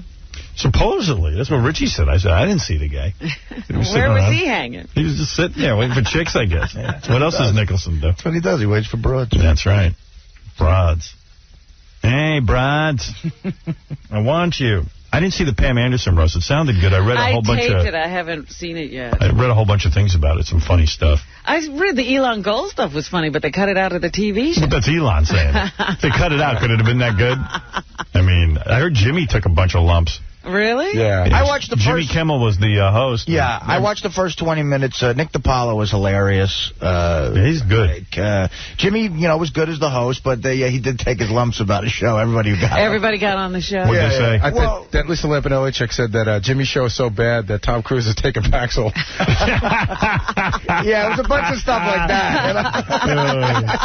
That's funny. Does Jimmy get it, or? Oh, no, he's laughing. Yes. And then somebody, I think Jeffrey Ross got up and said, because Courtney Love was sitting right next to Pam, which everyone says is not a good idea when you look like Courtney Love. Yeah, she got real fat. Yeah, and, she got rehab fat. And they were saying stuff like, Jeffrey Ross got up and said, goddamn, Kurt Cobain looks better than you. Well, it's not a good idea for Courtney Love. You're saying it's because she's fat. She's never been, able to stand next to Pam Anderson. Well, she can't sit on a stage. They had pictures of her in all the tabloids. I saw that. She can't sit on a stage without trying to suck up all the attention, so she was spreading her legs and flashing her boobs and like... The worst thing you could do to Courtney Love would be ignore her. That's the most horrible thing you could do to her. And she couldn't handle it. She wasn't being the center of attention. I'm sure when she walks down the street, she doesn't understand why the cars keep going. Well, you know what? She pulled a funny move when she was here, not the last time, but the time before. There was a whole thing about, Courtney has to leave out a different way because her fans... Robin, you won't believe what happened to me last night. What, Howard? Sal me up the... Oh, my God, don't tell me that. Yes, he did. And I would, unfortunately, because of the game, have no choice but to kill Robin. That hurts. Sorry, Robin. That's crazy. Sorry to hear that. What's wrong with him? Only because of the game. Only because the game really getting into that. Gives me no choice but to do it. Okay. Excellent. Moving on. Is she dead yet? She is dead. Next question is from Joseph M. on Facebook. He asks, what do you want to do once the Stern Show ends? You. Every night. That is so sweet. As long as Richie Wilson doesn't kill me. You're going to have to clear that with Richie. What do I want to do? I want to continue to write with Richard Christie, put shows together, comedy, perhaps work for a television show like Jimmy Kimmel, certainly pursue stand-up, and just continue within that vicinity in the entertainment industry in some capacity. Sounds good. Maybe you'll be the next Ronnie Mund. I said entertainment. Next question is Kim S. also on Facebook. Kim S. She says, Sal, yes. Tell me one thing you love about your wife. Really love, no jokes. Can you? Yes, of course. My wife is a spectacular and awesome mother. Really, really great. That's one. I could tell you a few. Give me another. I think she's absolutely beautiful. I think she has a great personality. And I also think if it wasn't for her, 80% of my material would be out the window. She always says to me that, if it wasn't for me, you wouldn't have anything. And to some point, that's true. The price that we pay for that is a different story. But it's certainly the truth. She's really good. She's a good source of your comedy. Yeah, she's got a good sense of humor. So romantic. Next one also from Twitter is from Roger. He says, how did you ever pass the Series 7 exam? I studied every day. I actually made it a job. I got up at 9 in the morning and I went to my kitchen table and I stayed there till 5 p.m. And the only time I took a break was at noon, like I took a lunch break, and I would put on The Price is Right during my lunch break. And I watched The Price is Right, and then I went back to studying, and I studied real hard. I crammed it all in, and I got an 86 first time out. Nice. Do you think if you took it again today without preparing, you'd pass it? 68. It would take some time, but I could certainly pass it again. Nice. Next question also from Twitter is from Stacy. Stacy says, is Gary still eating black and white cookies with crumbs running down his chin? Well, I would have to say yes, I am. I love them, and there's nothing better to put me to sleep quicker than a good old batch of black and white cookies right after I'm done playing solitaire, boy. Sorry to wake you up. Next one came in from Facebook. This is from Scott M. Oh, Scott. From Scott. Sal, what do you do all day other than the prank calls? Well, that's a good question. We do song parodies. We listen to listener submissions. We put bits together. We put games together, like the Debbie the game today. We also write when people go out on the street. Rich and I actually go out on the street a lot, so we're constantly coming up with new concepts for the street, like Occupy Wall Street, like going to Harlem, talking about topical topics there. While the show was on, during the course of the show, I and Richard also send Howard jokes and media during the course of the show through Will and Steve on the computer. We submit jokes for other people as well, like Evil Dave. When George Takei comes in, we write the announces for him. So constantly doing stuff. You're a busy guy. Yeah. Jose N. on Facebook says, has there ever been one call that you really loved but couldn't play it on the show? Yes, there are quite a few, and there's one in particular that we really love. It took about 6 months to produce. It involved many characters on the show, like Wood Yee, like Craig Gass doing his Gene Simmons impersonation, and we just couldn't play it. This call was so good that Gary reached out to this particular person. They do have a product that they sell as well, and even gave that person the opportunity to come on the show and be interviewed about it, provided that we could play the prank call. Still didn't happen. There are a lot of great prank calls that we just can't play. People say no, and that's it. No is no. Everything that we do, we get a consent for. And if we don't get the consent, we can't play it. What percentage doesn't make it through? I would say lately it's been like 40-70 in our favor. About 40% does not make it through. 40%. Do you recognize that 40 plus 70 is more than 100? Oh, my God, I just realized that. 40-60. 40-65, yeah. Can we go back to the Series 7 question? Yeah. Michael G. tweeted us.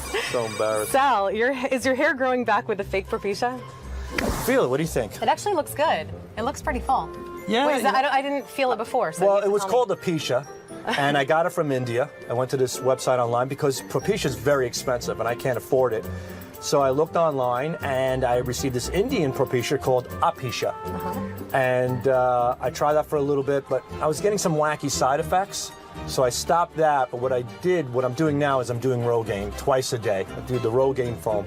Get right in the peaks, rub it in, go to the back. How's the back look? It looks good. Yeah, fill it up there.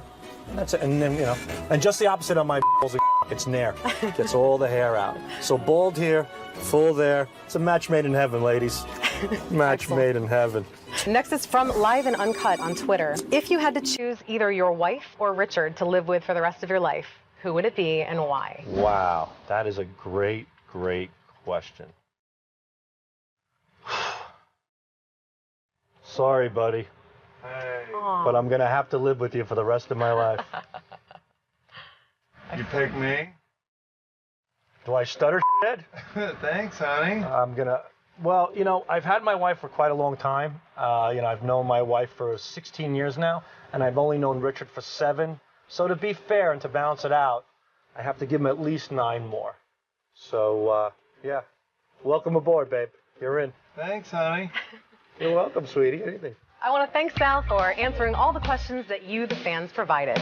Keep sending your questions in via Twitter, Facebook, email, and video submission. And remember that this is your show, so don't screw it up. Until next week, I'm Rachel Fine, and I hope you had a fine time. I know I did. Thank you very much for that. Shut the cameras off. Jesus. Richie! No Richie. Bye.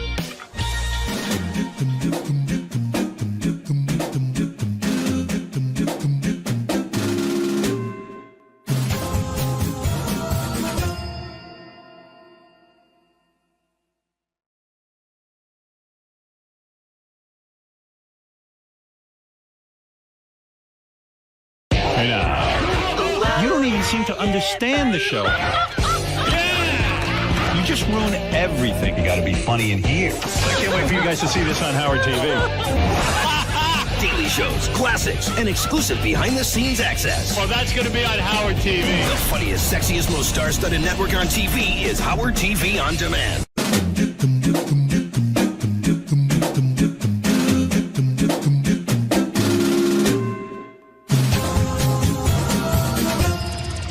Hey Stern fans, welcome to Fine Time, the show where you, the fans, get the opportunity to ask questions and interact with your favorite Stern Show staff, Whack Packers, and celebrity superfans. I'm your host, Rachel Fine. Now, when the guys at Howard TV first conceived the show, my guest today was one of the first names that popped up as a must-have. Now, it's not because of any one particular thing that he does, it's because he has utter and complete verbal diarrhea. You may love him, you may hate him, but you certainly know what his penis looks like. His phony phone calls are instant classics, and his least favorite number is 143. Ladies and gentlemen, I give you Sal, the stockbroker, Governale. Rachel Fine! Sal Governale. You're not falling for that. Let's just... Good to see you. Okay, little sit down. You feel warm. Not falling for that again. Fresh and warm. Sit down. Are you ready to answer some fan questions? I am ready. I'm ready for anything that you ask me. Fantastic. Can I keep your eyes in this general direction? Yes. All right, first question comes from JM on Twitter. He wants to know, how did you feel when you got hired by Howard? Extremely excited, Rachel, but at first, to be honest, I thought it was a prank because Gary pranked me 5 years prior. They got me pretty good on the show. I was working on Wall Street, and I was actually that day writing jokes for Artie Lang because he was doing the Donald Trump roast. And I was kind of bummed out, that Win John's job just ended, the great Richard Christie won, which was the greatest thing to happen to the show. And I got a call, like, hello, Howard was thinking, we'd like to give you a shot here. And I'm like, are you kidding me? Sure enough, I got invited into the show, and it's been 7 years later. So it's been great. Wouldn't be the same without you. Oh, thank you. Next question came in from Facebook. This is from John R. He says, F, marry, kill, Richard, Howard, and Robin, and explain your reasons. Okay. Well, definitely marry Richard because I love him, and he's my second wife. I would probably fuck Howard because it would make for great radio. Robin, you won't believe what happened to me last night. What, Howard? Sal fucked me up the ass. Oh, my God, don't tell me that. Yes, he did.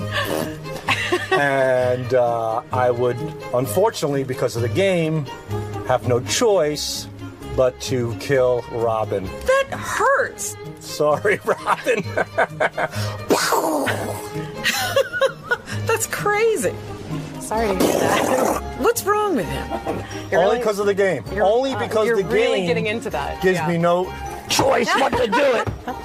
Okay. Excellent. Moving on. Is she dead yet? She is dead. Next question is from Joseph M. on Facebook. He asks, what do you want to do once the Stern Show ends? You. Every night. So sweet. As long as Richie Wilson doesn't kill me. You're going to have to clear that with Richie. What do I want to do? I want to continue to write with Richard Christie, put shows together, comedy, perhaps work for a television show like Jimmy Kimmel, certainly pursue stand-up, and just continue within that vicinity in the entertainment industry in some capacity. Sounds good. Maybe you'll be the next Ronnie Munt. I said entertainment. Next question is Kim S. also on Facebook. Kim S. She says, Sal, yes. Tell me one thing you love about your wife. Really love, no jokes. Can you? Yes, of course. My wife is a spectacular and awesome mother. Really, really great. That's one. I could tell you a few. Give me another. I think she's absolutely beautiful. I think she has a great personality. And I also think if it wasn't for her, 80% of my material would be out the window. She always says to me that, if it wasn't for me, you wouldn't have anything.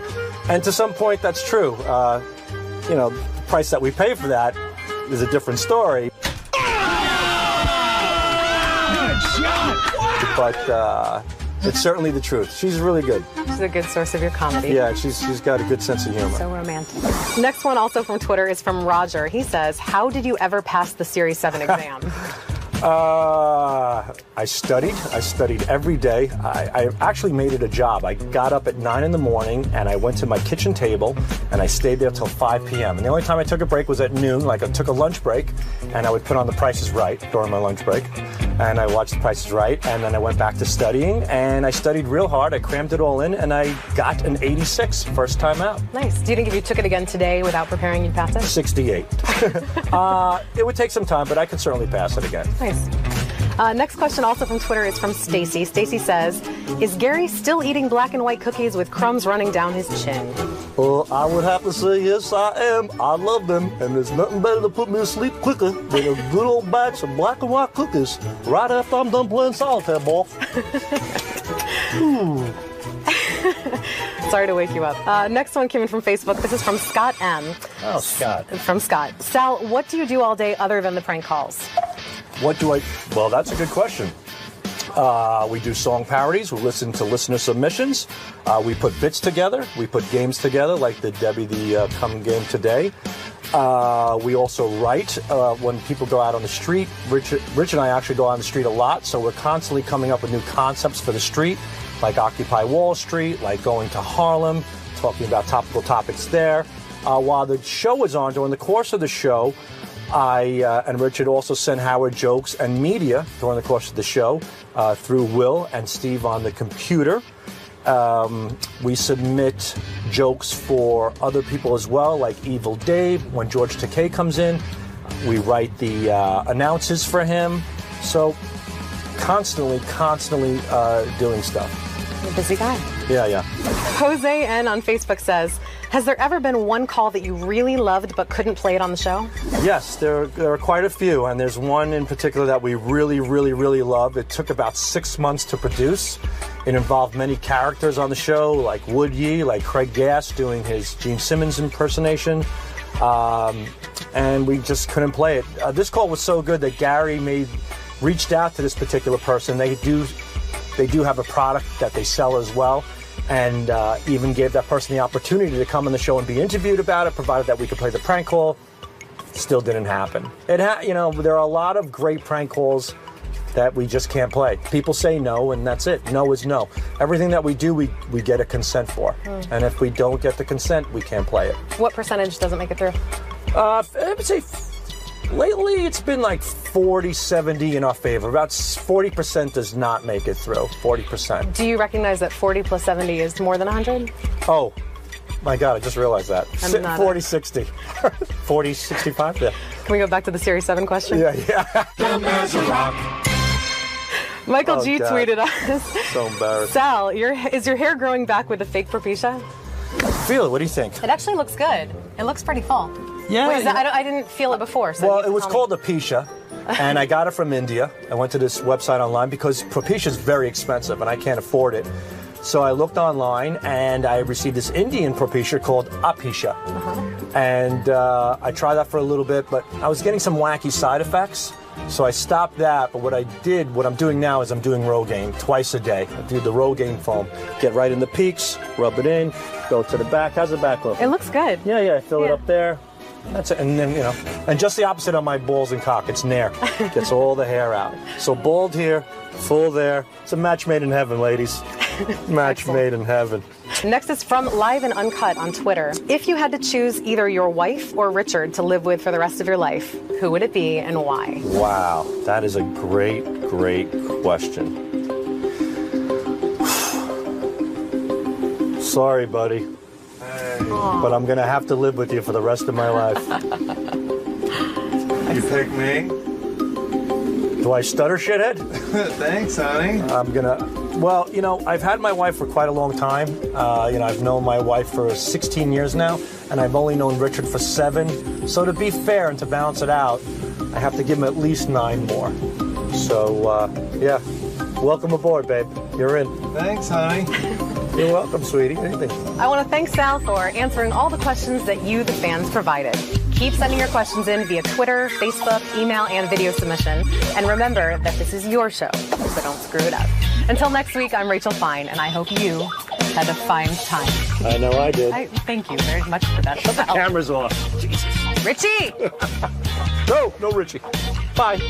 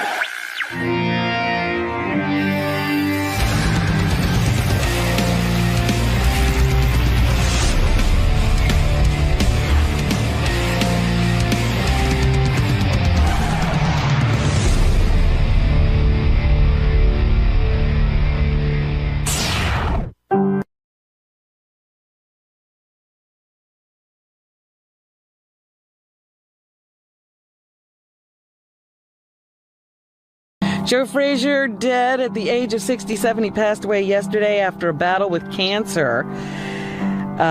He was a great fighter and had 3 legendary fights with Muhammad Ali. Knocked Ali on his ass. Legendary left hook, right? He had a very strong... Yeah, nobody ever saw that one coming. Yeah.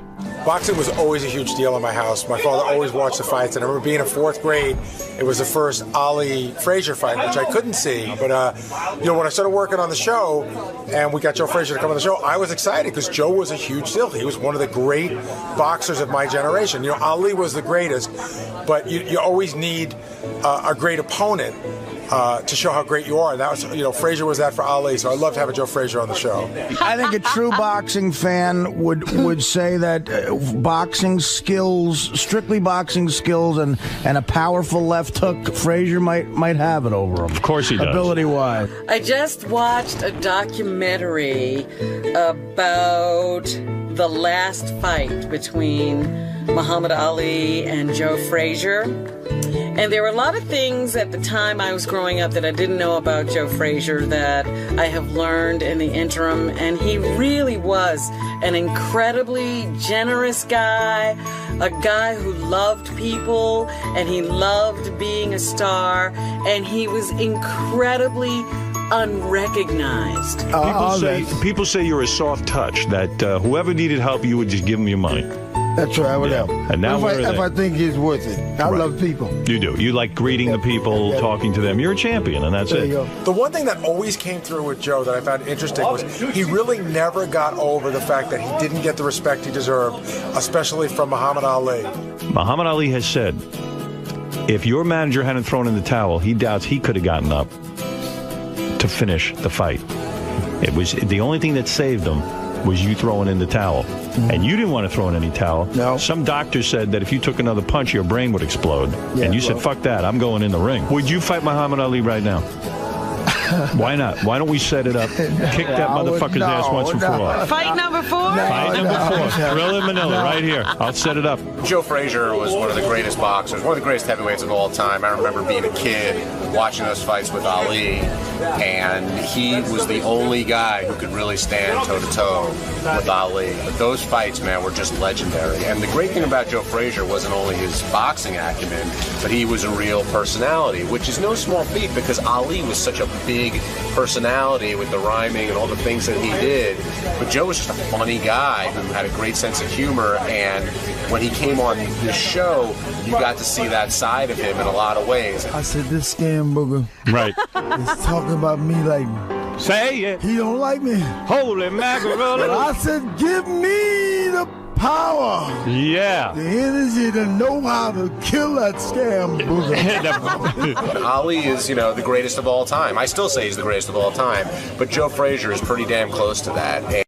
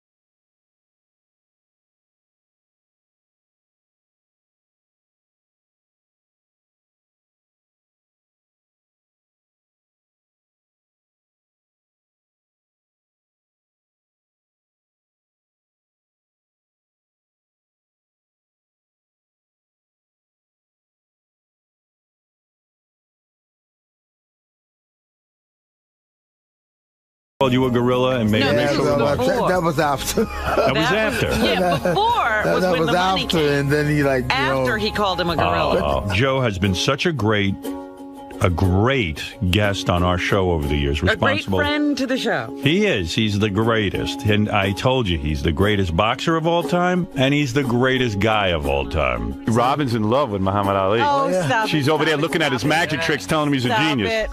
He was doing magic tricks for her. Told me he give it. I say it's too goddamn late for them tricks now, man. You should have had them tricks. He was trying to had them tricks 20 years ago.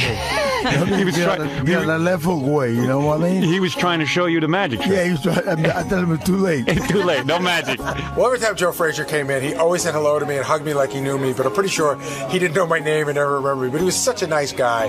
His entourage was great. I loved his son Marvis. I loved his nephew that turned out to not really be his nephew. Tyrone used to come in a lot, and all the people that were with him.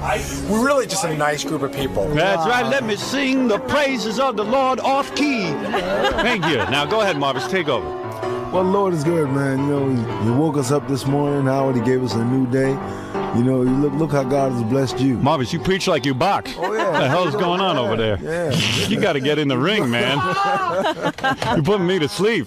Yeah. Joe Frazier, not only was he a phenomenal boxer, but he was one of the best guests ever on the Howard Stern Show. He just lit up the airwaves when he was on the air. So funny, so charismatic, and just so great, top to bottom. You want to lick a girl's vagina?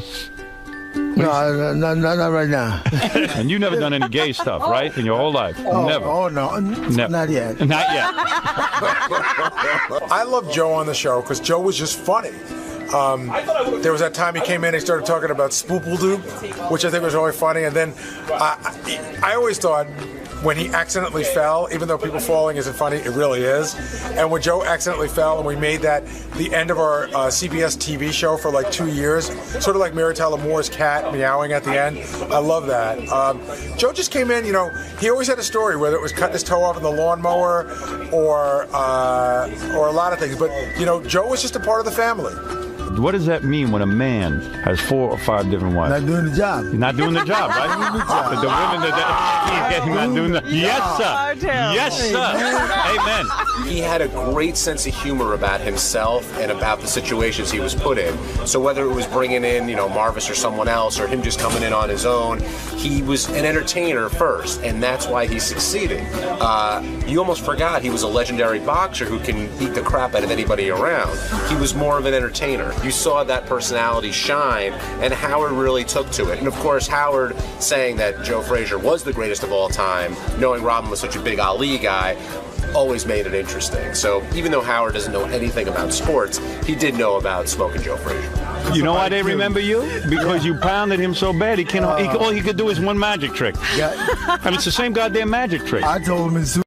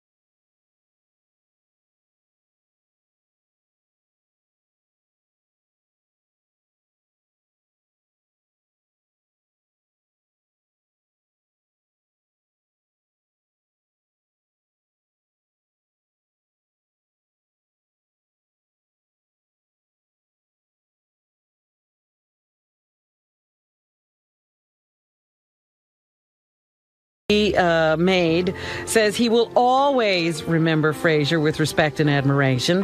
Ali, who was involved in 3 legendary fights with Frazier, also said the world has lost a great champion. Right. George Foreman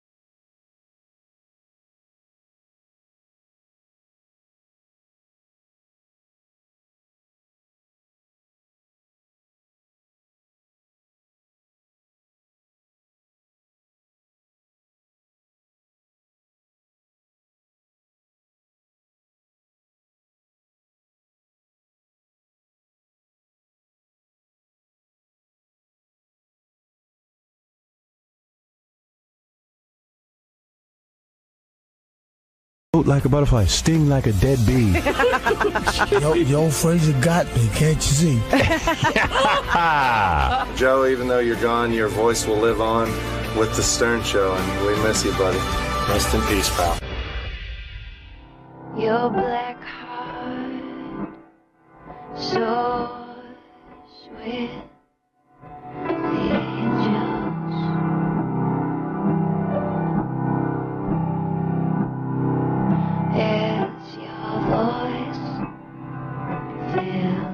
What's up, fellas? What's up, Jeff? How are y'all? Hello, Howard, world. How y'all been? My name is Joe Frazier.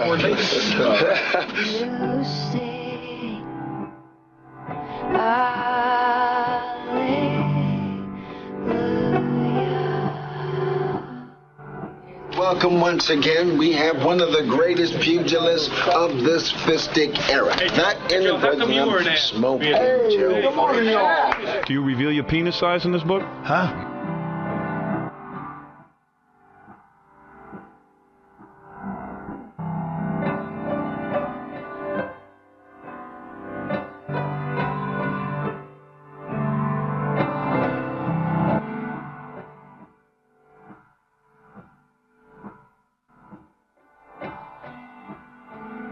You got a big one, right?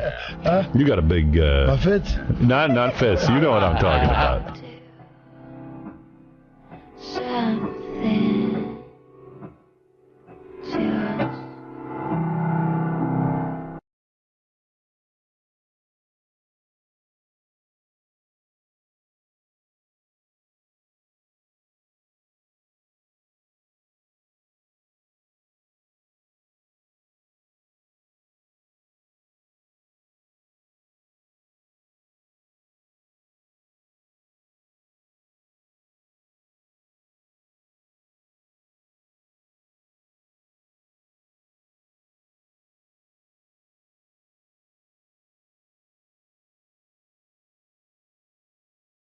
I told Joe when he was alive he was the greatest, and that what Muhammad Ali said to him was disgusting. And I just like to see that Muhammad said something nice about Joe. And Joe Frazier was a great guy and a great guest, and I will miss him. We will all miss him.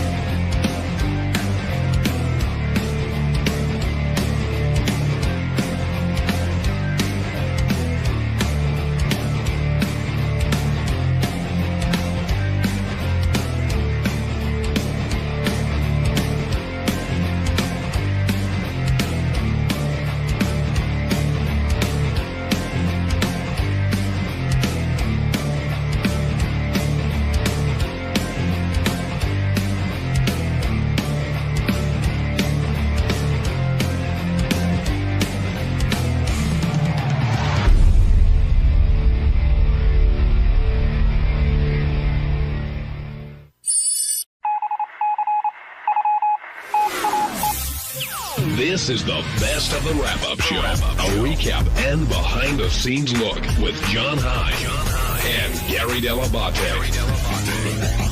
The best of the wrap-up show begins now. Hey, it's Gary Dell'Abate. On Tuesday's wrap-up show, Ronnie the limo driver came in and we talked about his poem that he read at the holiday party. Ronnie's still not really understanding how he insulted Howard. And then we talked a little bit about Ronnie and Doug Goodstein had a little bit of a disagreement because he thought that Doug threw him under the bus, and that turned into the whole thing. Here's how it all went down.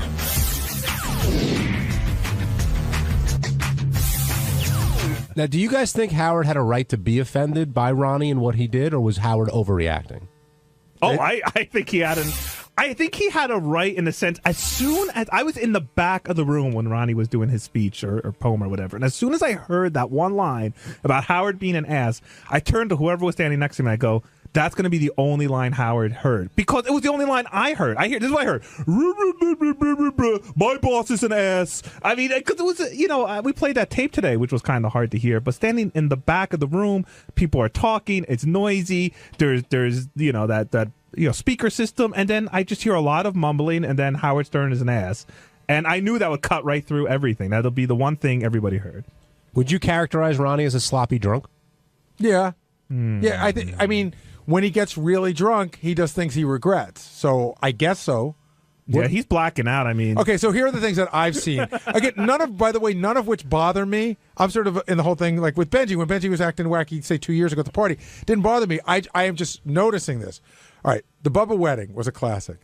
Were you guys? You weren't working with us at the time, Jason. Were you at the Howard and Beth's karaoke?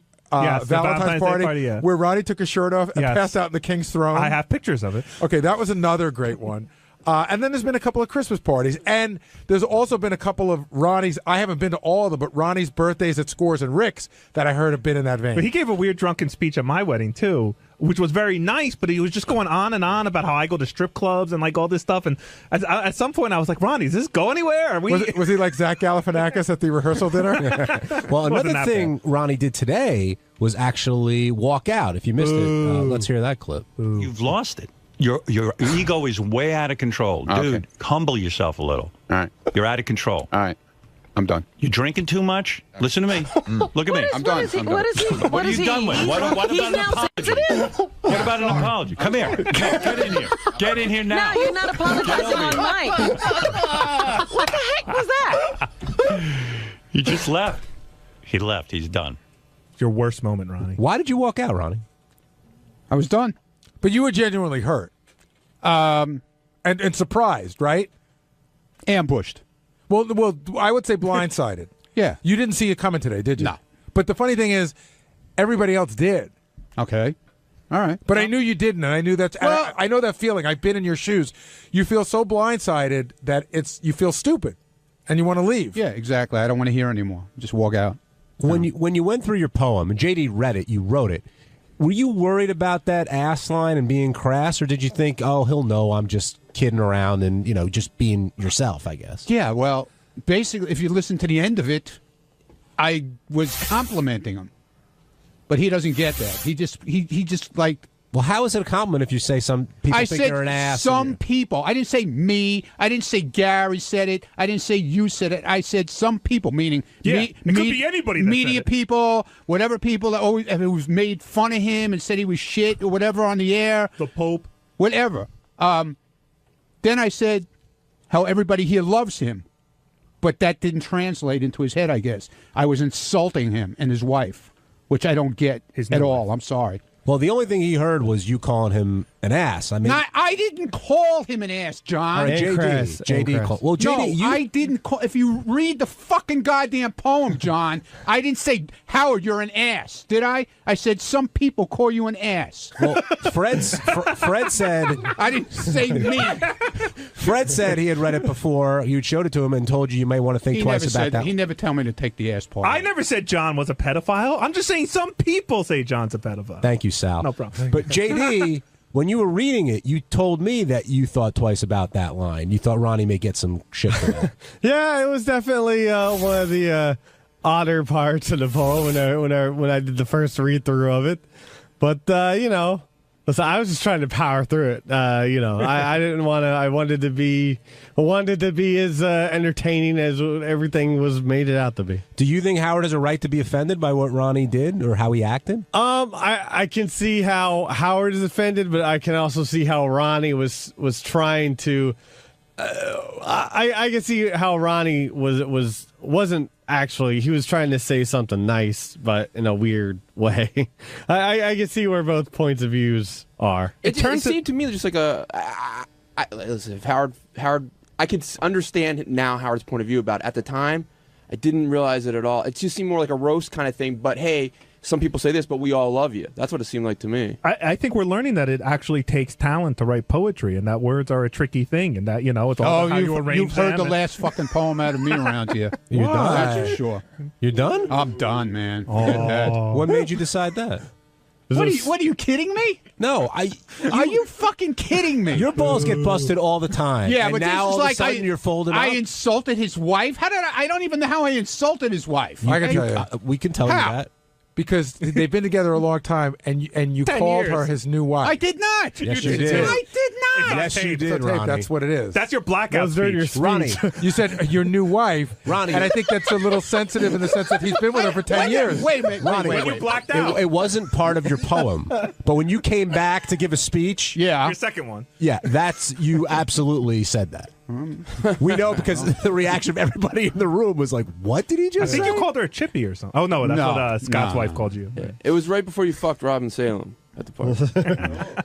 That was also funny because I had heard, and tell me not to get too many You subjects. ask me whatever you want, Gary, because I had heard that this might be the last time you have me on the air. Okay. I had heard that you said before Scott's wife got there that she better not start with me. I don't want not taking any shit from her. If she fucks with me, I'm going to give it right back to her. And then, like 30 minutes later, you guys were dirty dancing. Yeah, because first of all, I wasn't the one who was really hurt by the whole thing. It was Stephanie who was hurt by it. But what happened that she didn't give you any shit, I guess? Did she apologize? She apologized to me, and she also apologized to Rachel for last year. All right, so that's cool. What about the Stephanie? Yeah, yeah. Yeah, and to Stephanie. So it was all water under the bridge? See, but we didn't know any of that. Yeah. Worked it out on the dance well, floor. you guys didn't have cameras. Now, what yet happened? Follow me around. No, you wouldn't come in this morning because you were still mad at the other thing. Now, why did Howard think you were loaded when he first got there? He said you were drunk I from wasn't. the get-go. I don't know. I didn't even do a shot. I don't know what he's talking about. I don't know. You were pretty drunk when I first got there. I wasn't drunk at all, Jason, the whole night. Well, you don't remember giving a speech? I remember giving it. I just wanted to see. We went out to dinner the other night. Doug Goodstein and Richie and Ganji and I forget who else was there. And he started this whole thing with, "Do you remember the speech he gave?" And everything with him, he's recording on his phone. I mean, we're out for dinner. We're supposed to be like we're on vacation, but everything with him is the TV show. I mean, you can't have a night where you just sit there and have fun where it's not. You know what I'm saying? Well, yes and no. I understand. Yes and no, because I think you were in here a little bit about a year ago telling me everything that Ganji ate when you guys went on that shoot in Texas. Yeah, well, you asked me and I'm answering. Dude, I don't care where this story's going. You were drunk at the Christmas party. But I wasn't drunk. Yes, you were. No, I wasn't drunk. You were worse than drunk. No, I you were wasn't. No, I wasn't. oblivious. No, I wasn't. No, I wasn't. All right, if you weren't drunk, how would you categorize yourself? I was high, having fun. Okay, here's a question: if you were driving and you got pulled over, No, I wasn't driving. Would you? If you were, I would have went to jail. you would have gone to jail. But you'd be having fun. I would have went to jail, but I wasn't loaded to the point where you had to carry me out. Right. You know what I'm saying? Yeah, this guy walked out on his own 2 feet. What are we getting on Yeah, this exactly. ass for? Matt in Syracuse, you're on the wrap-up show. Hey, John. Hey, Gary. Love the show. Thanks, Matt. What's up? What's your question? No question. It's just rip Ronnie's ass apart. There's no question. No, go ahead. Make your comment, Matt. In fact, I think I'm ripping on Howard because I think if Howard's got such a problem with Ronnie's behavior, he continues to validate it by putting him on the air and making a big farce out of everything. If Ronnie needs to shape up, Howard's got to be the one to say something about it. Who would have ever thought that Ronnie would be the one to take himself off the air? I would have swore if it came down to it, it would have been Howard kicking you off the air. What do you think of that, Ronnie? Do you think that if Howard were really, really upset with you, he wouldn't bring it up on the air? He'd talk to you about it off the air? But I don't know anymore. I don't know where he's coming from anymore. Did you talk about the party at all when you drove him in this morning? Happy New Year. How are you? How was your vacation? That was it. How's that new wife of yours? Yeah. So this literally came out of nowhere to you this morning. You didn't expect to hear anything about the poem. Did you think you would be praised for the poem? I don't know. I thought it was halfway decent. I didn't think it was terrible. Not like you rhymed ass was ass or anything. It's not like I cursed him. I didn't. He claims I cursed him out, but I don't get it. I just don't get it. I'm sorry. I just don't get it. All he did was hit me this morning with, below the belt with everything. Didn't bring up anything like good stuff. Like the one good thing out of the whole vacation was how I got great shit on Twitter and from people about hosting the best thing of 2011. Didn't say a fucking word about that. But rather hammer me to death. Did you really expect that he was going to walk in, flip the switch this morning? And No. But you should hear how good Ronnie was. No. during this whole thing, you know, I could have got something out of it where I wasn't fucking stabbed. You know what I'm saying? Stabbed? Fucking stabbed. Well, he made an observation. It's not like he made it up. He didn't make up what you said. That would be stabbing you. Gary, I never said he... You can't win, Ronnie. This is part of what Howard was making fun of you for this morning. You heard from a few people on Twitter that thought you did a good job, which I'm sure you did. Few people? And now you're making much more than a few people. Why wasn't this the conversation this morning? No. Jason, by the way, why are you hammering me now? Why are you in here busting my fucking ass now? Oh, I'm busting your ass because you're on that microphone right there. Okay, good. This was your part of your plan too, right? Yep. What? John called me last night. Bring him in here. It is never part of my plan to have Jason in here. Right. Never. All right, whatever. He actually rolled in on his own. Whatever. But Ronnie's getting some good tweets right now. Hold on. Yeah. Oh, yeah, I'm getting great tweets. But Ronnie, did you expect... I can imagine. When you were I haven't even looked, and I'm not looking. Before you walked out, okay, Howard hit you a little bit, but did you expect, like, Robin or Fred or JD was in there? Did you think he'd have your back? No, nobody has your back. Nobody. No. You could be 100% right. Nobody's got your back. But who's to say what right and wrong is? You can't win. I'm sorry. Is there anyone on record that will say that Ronnie was not drunk off his ass at the party? I think he was in control. Like, I think he knew. Benji, you have a low level of credibility. No, what I mean is, I don't think Ronnie was like we've seen like people that are completely out of control at a party. Ronnie that throw up or like Ronnie has to be carried out. Like he wasn't. I think he, for the most, I think he knew what he was doing. There were definitely drunker people there. I gotta say, there's in between being completely sober and not having to be carried out are many different variations. Is there anything you did, Ronnie, that you're embarrassed about? No. There's one guy that was at the party that, at least in the back office, we all universally think was by far the drunkest person at the party. I know who it is. And that person didn't do anything. You wouldn't say, oh, my God, that person did this or did that. But if you ask me point blank who was the most wasted at the party, I have an answer. But don't you think that's because the person comes across as so laid back and conservative? Otherwise, you wouldn't have noticed. It was definitely part of you're not expecting it from him, right? Even though we don't know him that well. But the other point is, Jason, you can say who it is. It's pretty obvious. At a certain point during the party, I'm pretty sure he had no idea who I was. Like, don't worry, on Howard TV, they'll see who it is. Who are you talking about? Your dance partner. Yeah, you were dancing with him. Yeah, lots of pictures. Tugging his tie. Oh, John Lieberman? Yeah. Billy and Reno, you're on the wrap-up show. Billy, you there? Oh, hey, good morning, guys. I kind of feel bad for Ronnie in this situation because I felt like all morning Howard was playing the whole ass comment, and then even when they played the recording of JD reading the poem, they cut it off as soon as he says, oh, my boss is an ass. When I feel like it's kind of out of context when he was actually trying to compliment Howard. Yeah, he said, though some people call my boss an ass and some say he's crass. And what's the next line? But we think Howard and Beth are top class. Right. The problem was the setting. This wasn't a poetry club meeting. Understood, Jason, but he wanted me to read a poem. He asked me to do it. I'm explaining how the room heard it, not what was in the poem. Once you heard that line, ass, that's it. That's all people. Like, I'm just saying, like, people start murmuring amongst themselves and they don't hear the rest of the poem after that. Well. I'm just explaining to the guy on the phone, yeah, maybe when you're sitting and listening to it replayed back on the radio, it's a little bit different. But at the party, that's a lot. That's that line. Everybody heard that. Like, line. Did you hear Robin's speach? No. Really? No. You sure you were there? You sure you weren't drunk? I was standing right next to it, but I didn't really hear it. You were screaming during it. You didn't hear it because he was so busy yelling. I was going to say, if you could have embodied the sentiment of Robin's speech into a poem, you'd have been fine. Yes, Robin has 14 families. I remember making a speech at the party, after the poem, but I said to Doug Goodstein, like I was saying at dinner, that I didn't remember. So right away, you didn't remember? Get this on. Let's get this on tape. Let's get this on tape. You really didn't remember? Hey, can I just say Ronnie does an awesome Doug Goodstein? Not the voice, but the face is awesome. Then he ran in there this morning. It was like, ooh, like a little old lady. You couldn't wait to fucking spill his guts. When you were writing the poem, did the word top class come before ass, and you had to get a word that rhymed with top class? Yeah, well, the whole thing came together. It was ass and crass. But do you remember like what order you wrote it in?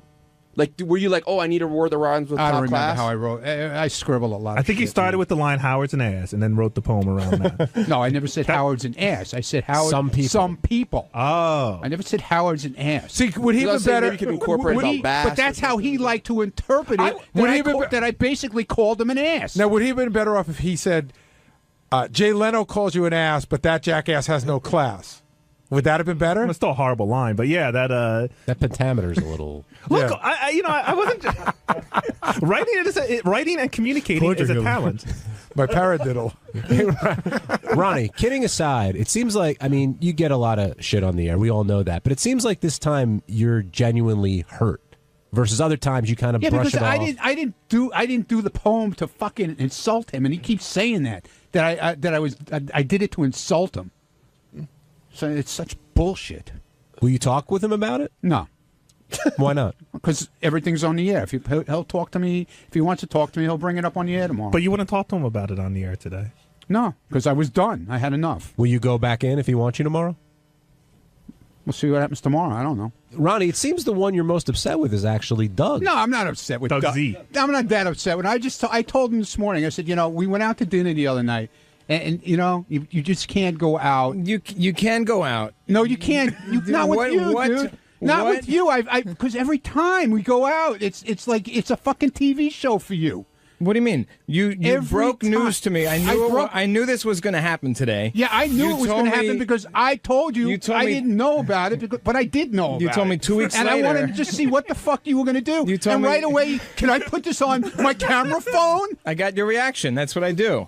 Things don't only happen in the studio. Do we cover you all over the place, all over the country? But this is was that out of the studio? No, Duh. yeah, because that's a booked appearance. No.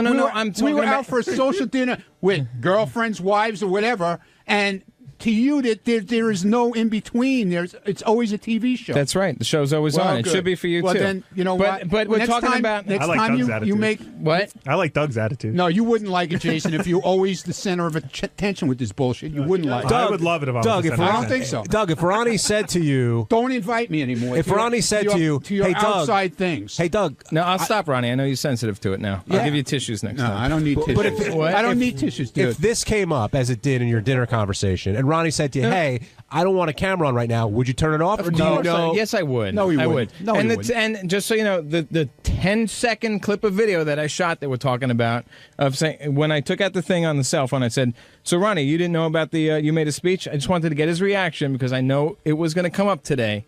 That's it. It's 10 seconds. I won't even use it. I'm going to erase it. I'll erase it right in front of your face. How about that?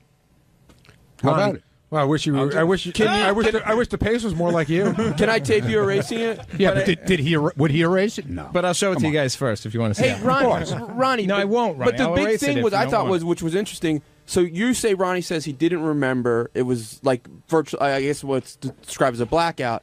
And Ronnie, you're saying that was a joke? I was saying, yeah, I knew exactly what. I knew I made a speech. I don't remember everything I said, obviously. Do you think there were moments of it that you're blacked out? No, I wasn't blacked out. Well, I just didn't remember. If you don't remember certain that doesn't things, mean I'm blacked out. You're blacked out. You're laying on the floor practically. No, you could have a blackout without falling on the floor, meaning you have lapses in memory. Yeah, I did. Yeah, I didn't remember. I didn't remember saying about what you.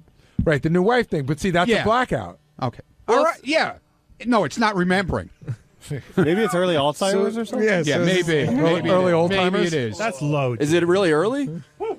Gary, is it fair for Ronnie to complain about Doug always having the camera on, or is that part of the bargain you make in being part of the show? I don't, these guys hang around a lot more than I do off the show, so I just figure I don't know what their deal is. I figure they got it. It always winds up in an argument. It really does. It does because he's got to film everything. This whole exchange we're talking about, this whole conversation with the video is about 10 seconds. Whatever. And the conversation it's still was a camera. about 2 minutes. It's still right away with a camera. Oh, can I film it? I got to film it. All right, so I got to film it for the TV show. John, I'll ask you a That's question. right. And we like to film you all over the place. We'll stop that if you want. But that's.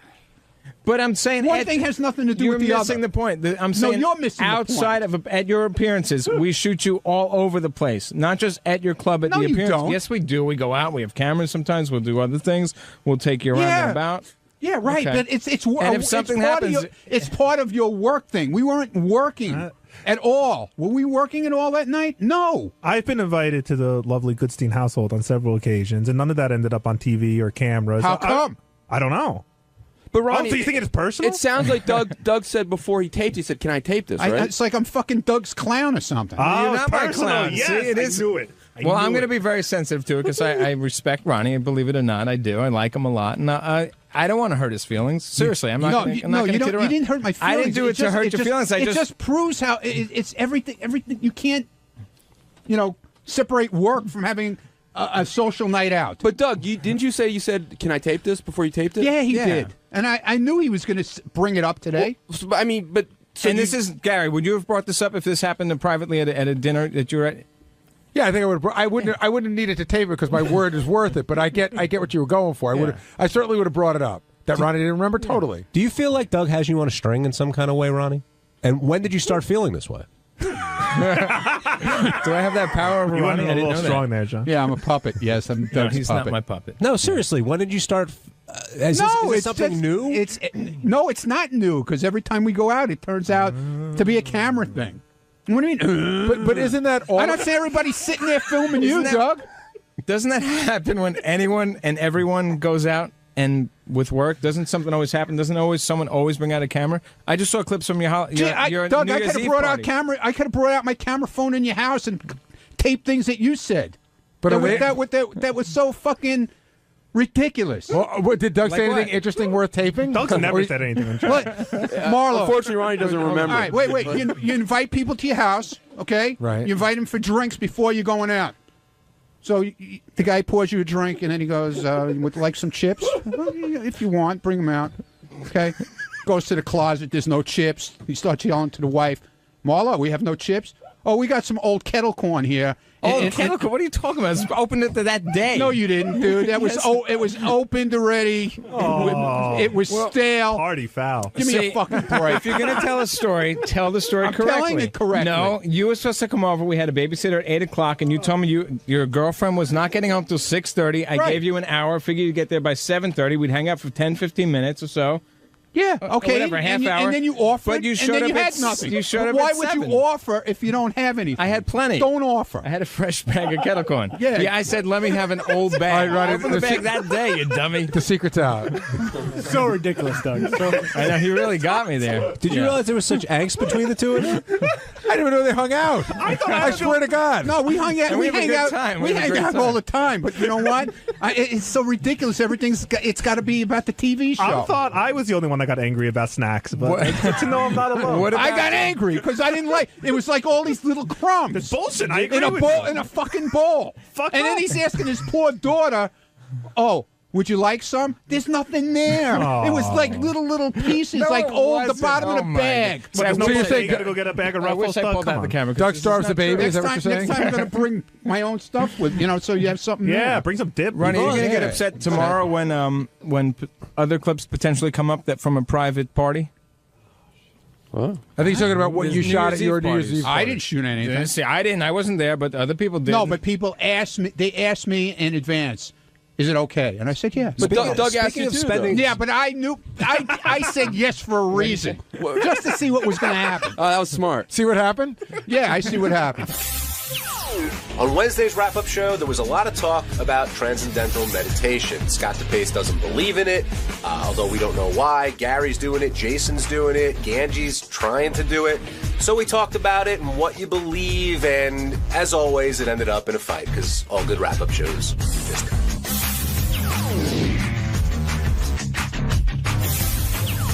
We should start off, since we have Ganji here, with the whole TM thing. And I asked DePace to come down. I think he's going to in a little bit. But it seemed that conversation, first of all, page 69 is back. Some people are excited. Some people are terrified. I know Will and Jason are very proud of it. And they Who does stories about them? Nobody. They have done stories about each other at times. But, yeah, you're right, Ganji. For the most part, it's all of us. I like to do page 70.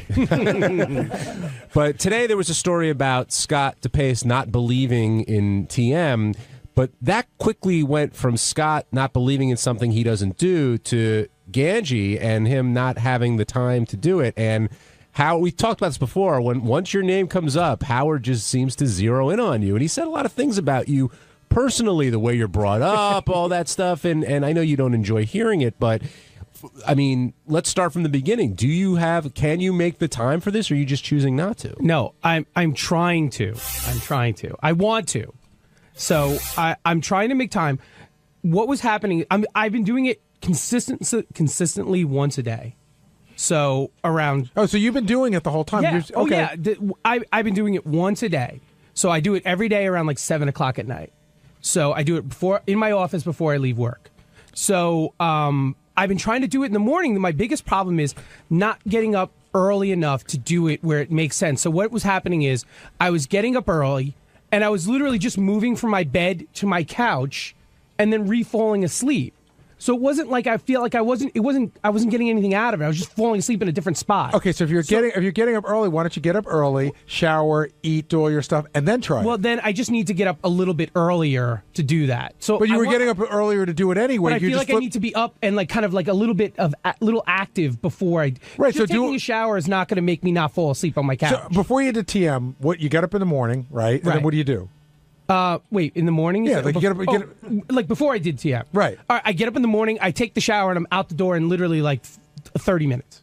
Okay, so do all of that, but get up 20 minutes earlier and then do TM after you get ready to go out the door. No, true. And the other thing was a couple times where I was doing it, again, I was falling asleep, and then I was like late for work.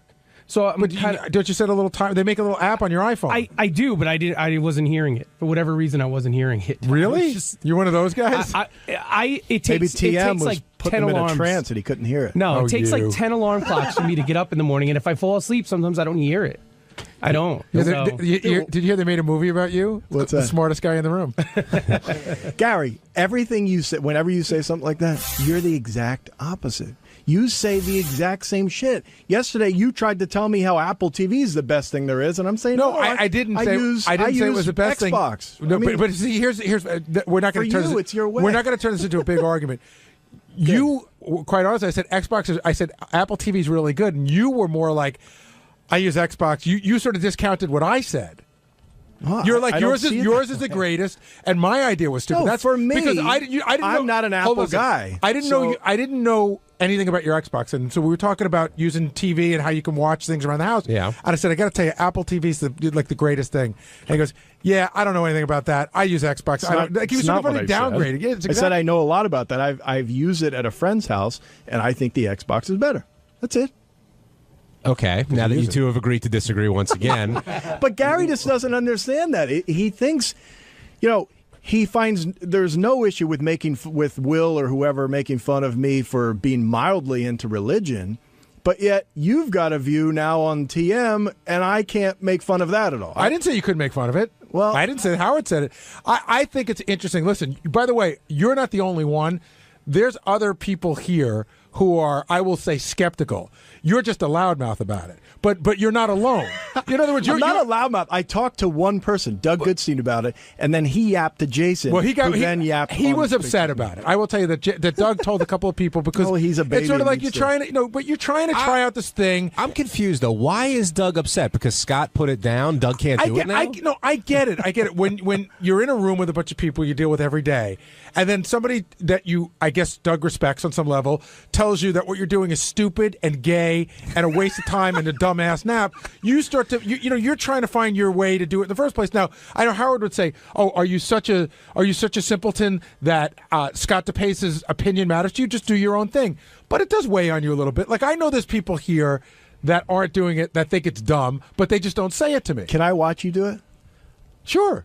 I mean, there's nothing. Did you refer to it as a dumbass nap? Yes, you have. You did to me, too. Maybe. It sounds like something I would say. Yeah. But what about what Howard's saying? How could you not believe in something that you haven't tried? Well, I would say the same thing to him. He has not tried religion or Christianity, right? I mean, I think he has, actually. He has. No, I think he's tried Christianity. No, but he's tried religion.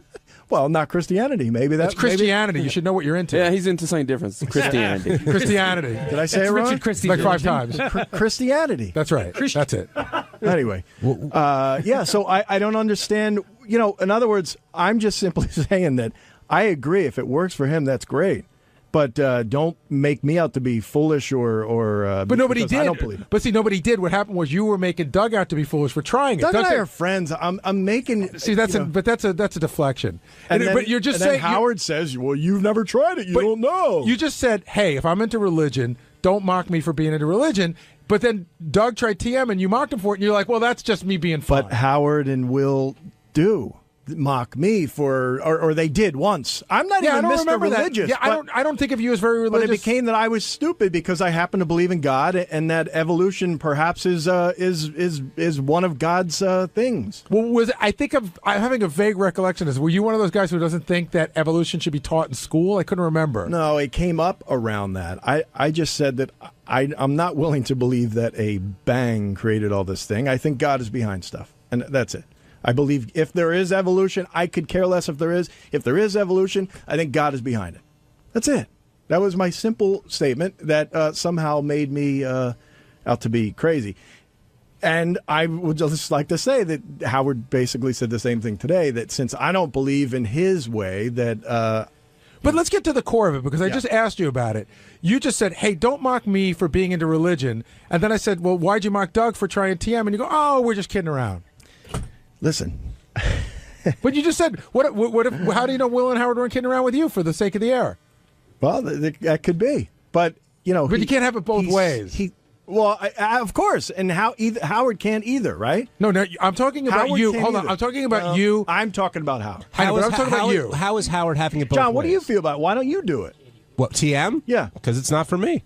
How do you know? You haven't tried it. Because I've talked with Gary and other people about it, and I respect that they're doing it, but ultimately, it's just not for me. I sit in front of I sit in front of a TV for hours. That's my TM. Okay, I get away that way. Yeah, and I get it from golf. I don't need. But I'm not saying I don't believe in TM and it doesn't work for people. And it sounded like that's what you were saying to Doug and others. You were making it like John says it's not for me. Whereas what I got from what everybody said you said is you said it's stupid. People need to lighten up. No, but what do you think it's stupid? I can't.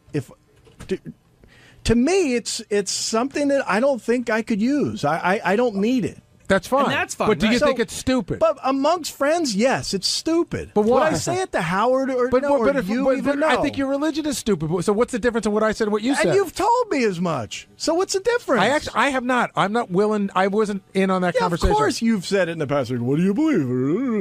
No, I haven't. Yes, you and I don't have. talk religion. In this room, we've said it. Are you a devout Christian? No, we're not. But I don't think, Scott. I do think it's ridiculous that you say I don't believe in it. It doesn't. I don't think you know a lot about it, about what the purpose is, that kind of thing. But we do that all the time about every single subject here. How many of us tried the video caddy before we backed how silly it was? I pretty much saw how it worked. I mean, I didn't have to try. I don't play golf, so it doesn't matter. Well, that's ridiculous, though. If you believe it, see, you don't. I know. play golf. No, hold on. I know that. I agree with Howard. This is what I'm going to say. I know that you're you basically saying tripods are silly. I know that you should videotape yourself playing golf. I know that works. I'm not sure that the clamp you're selling is the answer. But it's one answer, but not the answer. Saying a tripod is ridiculous. No, there are just better tripods and clamps. But you don't you can't want a tripod on the golf course. You can't reinvent a clamp. I didn't reinvent anything. I made one and brought it to a market. That was it. So that's all I did. You're saying that you can call TM stupid with certain people because you have that relationship. With other people, of course, you can't. So who do you have that relationship with where you feel comfortable saying something like that? Most people here, but Ganji and Doug. If Will came to me and said, "Hey, I'm doing this TM," I'd make fun of him for it. Of course. Who are you not afraid to give your opinion to? Who would you rather not give your opinion to? Well, I wouldn't tell Howard that. I don't think I would. I don't think I would even say that to you. I think if we were riding up in the elevator and I told you I was doing TM and that was the first you heard of it, you'd probably chuckle. Inside, I would chuckle, and then I would tell you that I'm not into that. But we don't have that same relationship, Gary, Howard said when you first had the list of who was going to do TM, he went through every person and knew who was going to stick with it and who wasn't. That's right. Now, do you think were his and your assessments off? Did anybody surprise you? I guess Sal bailed early. Yeah, he thought that Sal would bail, and he thought that Ganji would bail. He thought that Jason and I would stick with it. And then how does he know that? Just a guess. It's not. I mean, he said on the air that Jason's disciplined. What the hell who's he looking at? What do you mean? I mean, what's he, 300 now? 300 pounds? Oh, weight-wise, you're saying. I mean, that doesn't look like a disciplined guy to me. Can you be disciplined in some areas but not others? I mean, I guess because, maybe he just chooses, all right, I'm not going to be disciplined when it comes to my weight. But everything else I'll be disciplined with. I don't know. Well, when he was describing everyone, he did say that about Jason. When he got to Ganji over here... Yeah. instantly he knew Ganji wasn't going to do it because he can't stick with anything. Yeah, because of my weight. Yeah. Like he's basing it on my weight. Well, is Ganji disciplined? I don't know, man. I don't know who's. That's a no, by the way. Yeah, that's probably a no. Yeah. Well, but he also said, Ganji, because of the way you were brought up, you've always been coddled. I don't understand where he gets that idea from. Well, how was I coddled? I don't understand that. Well, I mean, I could tell you how we think you were. Right, tell me how. Your father ran a business that he did very well in, and you guys all work for him, and you never really. I mean, did you have to work growing up except for him? Yeah, I had a paper route. I worked at Roy Rogers. I worked at a department store. Oh, that's right. You worked at A&S. Yeah. I do remember that. So you would describe yourself as just middle class, right? Yeah, we were not rich by far. Howard's under the perception that your father was a builder who was extremely wealthy and that you're a spoiled brat. That's his perception. Yeah, I grew up in Queens. I grew up in a shitty neighborhood in Queens. And then you grew up in a nicer neighborhood on Long Island. Yeah, when I was 18 years old. By then I was already in college and almost out of the house. Well, so it wasn't like college boy. But that's definitely his perception. For whatever reason, he thinks that you were the spoiled brat of a rich kid. Look, growing up, my mother would buy our shoes from the supermarket, from Pathmark, and that plastic, the bin. You know what I mean? Like I didn't have money growing up. We were broke. Don't you think Howard feels though, if Ganji didn't get a job here at a young age, he never would have gotten a job at all? I think now that we're thinking about, I'm trying to think about things that have been said in the past, and I think the perception is that if Ganji didn't get a job in our field, he could always fall back on his father's business. I think that's the perception. Well, I see. Oh, so I lucked out that my father had his own business. No, I think he's never wanted to work there. It's not, I'm not casting aspersions. I'm just saying, in his mind, he's thinking like, well, you never really had to work that hard because you always had a safety net. Yeah, but that's like saying, like, I'm sure Howard's father could have got him a job where he was working. Everybody's dad can try to get their kid a job somewhere. No, but your father owned the business. Yeah, but okay, but it's not like I was trained to work in construction. It wasn't like something I was planning to do as my plan B. I've tried using Ganji for construction. It was horrible. Yeah, I'm not. Really? He knows nothing. Really? I would think that see, that's funny. In my mind, he's like an ace. No, I hate it. I've always hated it. He was literally nothing better than a pair of hands to hold something. Now, Ganji hasn't been able to succeed at the TM twice a day. We talked about that. But someone who has been able to do it is undisciplined Jason Kaplan. Yeah, I heard I'm undisciplined. What's up with that? Nothing. Scott mentioned that you're undisciplined because I'm very disciplined. I go to McDonald's every day. It's hard to keep that kind of discipline up. Okay. No, listen, undisciplined would be if I was trying to diet and it was important to me, and I ended up being like Tim or Ganji, or going on and off diets every 2 seconds. So you don't care if you're at what point are you concerned? I don't know. I'll let you know when I get there. Hey, can I just jump in? When was the last time I was on a diet? You're saying I'm jumping off diets every 2 seconds. That story he told was from 20 years ago. It wasn't like I'm on diets every 3 days. Well, weren't you in one of our contests? Well, so was I. That was 8 years ago. That was for money. So wait a second. You want us? I only was in the contest to maybe win money. So you're not would like the world porn to dying people. You're dieting. You would like the world to know that you're not trying to lose weight. You don't care. I don't want the world to think that I'm this yo-yo dieter and I'm not doing anything and I can't. I haven't attempted to diet. No. Oh, okay. I take that back. Why did you decide to do the TM? Like, what in your life pushed you to I just thought it would help me with some more focus. I would like to be more focused. I was feeling like I'm always tired. And one of the things they tell you is you can get some more energy, so I always feel tired. And I wanted a little bit more focus. I feel like in this ADD world now where like I have my phone, I have 2 computers at work. I'm like constantly looking between like TV monitor, like I'm starting to feel unfocused. And I thought it would help me. And do you think you'd be able to get up a little bit earlier and do this now that we've talked about it? I mean, I hope so. And that's my plan. I'm trying to go to bed. I'm trying to transition into going to bed earlier. So each night, I'm trying to go to bed a little bit earlier. Well, if you take all these TM naps, you're not going to be able to go to bed earlier. They're not naps, though. They're really not, and they're not. And they're not sleep replacement. And they're not sleep replacement, and there's no spirituality involved in a sense. Right. Like I don't believe in any religion. There's nothing like that. No, I never said that there was. I know, but it's I'm saying that you are just one person who thinks it's weird. I said in the air today, I find it difficult to talk about because people really think that we're in some odd cult. Describe it better though. You get out of this and suddenly you're like, wow, let me take. But on I didn't the day. say that. Or no, I'm trying to. I'll tell you. I'll talk about something that's. Are you talking about the benefits of TM? Yeah. I mean, Gary, something I talked about in the meetings. I'm on prescription medication for my acid reflux, I've stopped taking it. Wow. No, but Why that's is that funny? just ridiculous. But why is it ridiculous? How could it have anything to do with your Because it's- physical reflux? But, Now but you it sound does. ridiculous. So you sound ridiculous. It does. So if I told do you think? So do you think the Sarno stuff is bullshit? So hold on. No, do you think the Sarno stuff is bullshit? The your way mind can't help you? Howard describes it, yes. Howard describes it. It'll cure all back pain, and you know, it's the cure for everything, which is I think is just bullshit. It may help. There might be a certain case.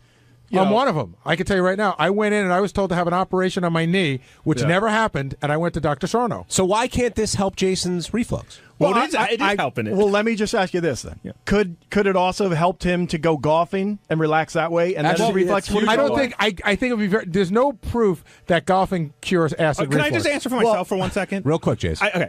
I'm very stressed out. I've been taking pills since high school for my acid reflux. I do plenty of stuff to try and relax. I smoke a lot of weed. I jerk off. I watch a ton of TV, which is John's version of TM. I do plenty of. I might not play golf, but I have my own versions of relaxing. None of them have shown any results. I have not changed my diet. I have not changed my exercise habits. The only change I've made in my life is TM, and I've stopped taking pills. Now you can say for whatever reason that's fact. That's just fact.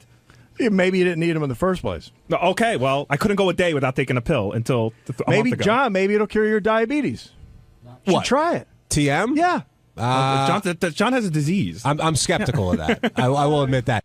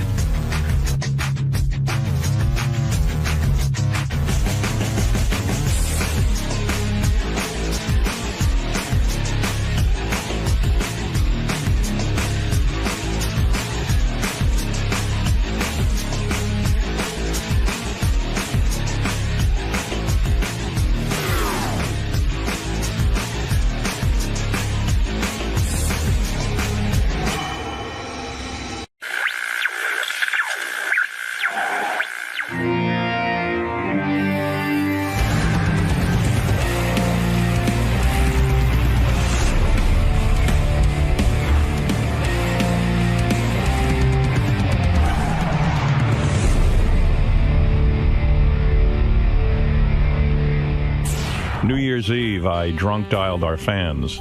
Really? Yeah, you didn't hear about, you didn't read any of the many articles on this? There were articles? Yeah, there were tons. I was out of the country. I'll tell you the story of how it evolved, this New Year's Eve of mine. Well, how could you drunk dial fans? You go on Twitter and ask them to give you their phone numbers. Oh, because I was going to say, I mean, you don't have their numbers in your phone. No, but I got them rather quickly. I hadn't been on Twitter in a while. Beth is on Twitter now more than I am. She has an account that is now verified because there are about 1 million fake Beths.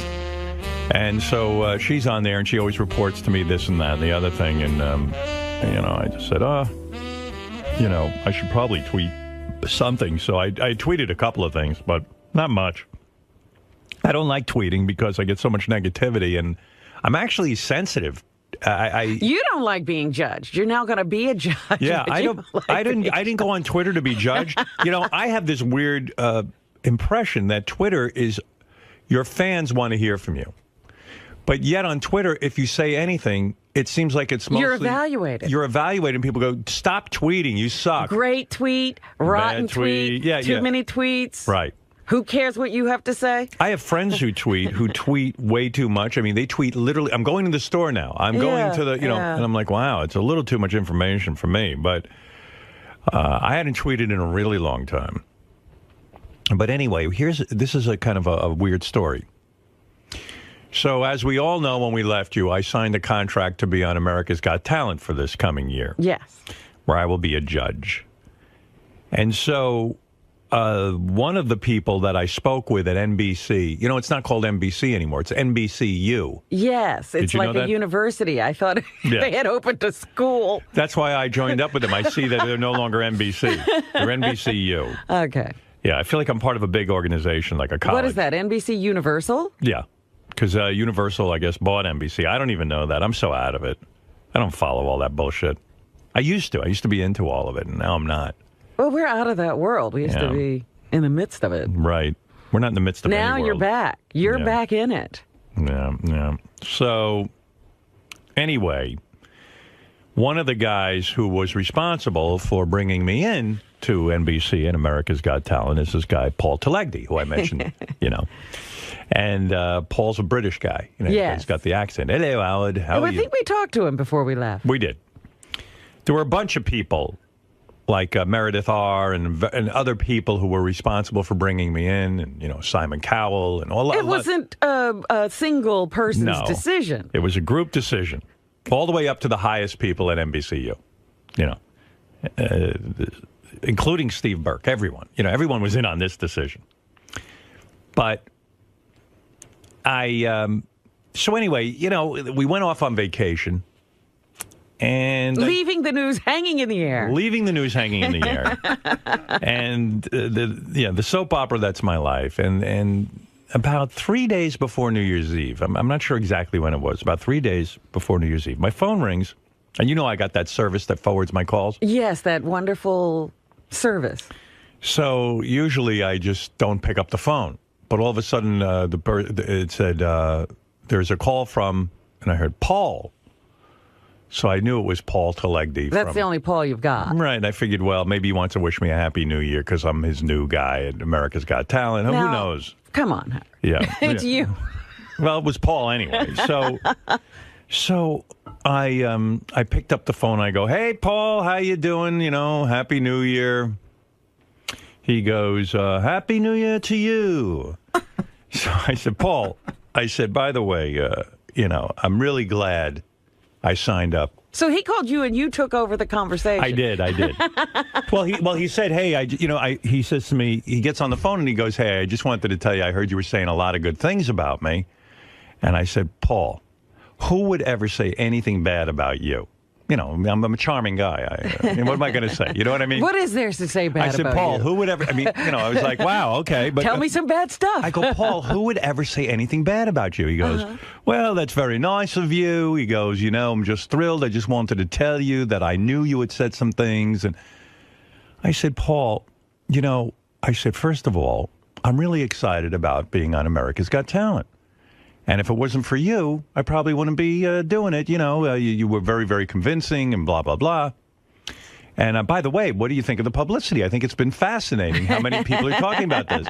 And he says, well, I'm glad you're happy with the publicity. Oh, dear. So I'm thinking to myself, Paul's being really weird. Like, what does he mean? All of a sudden, the wheels start turning in my head. I realize I'm not talking to Paul Telegdi.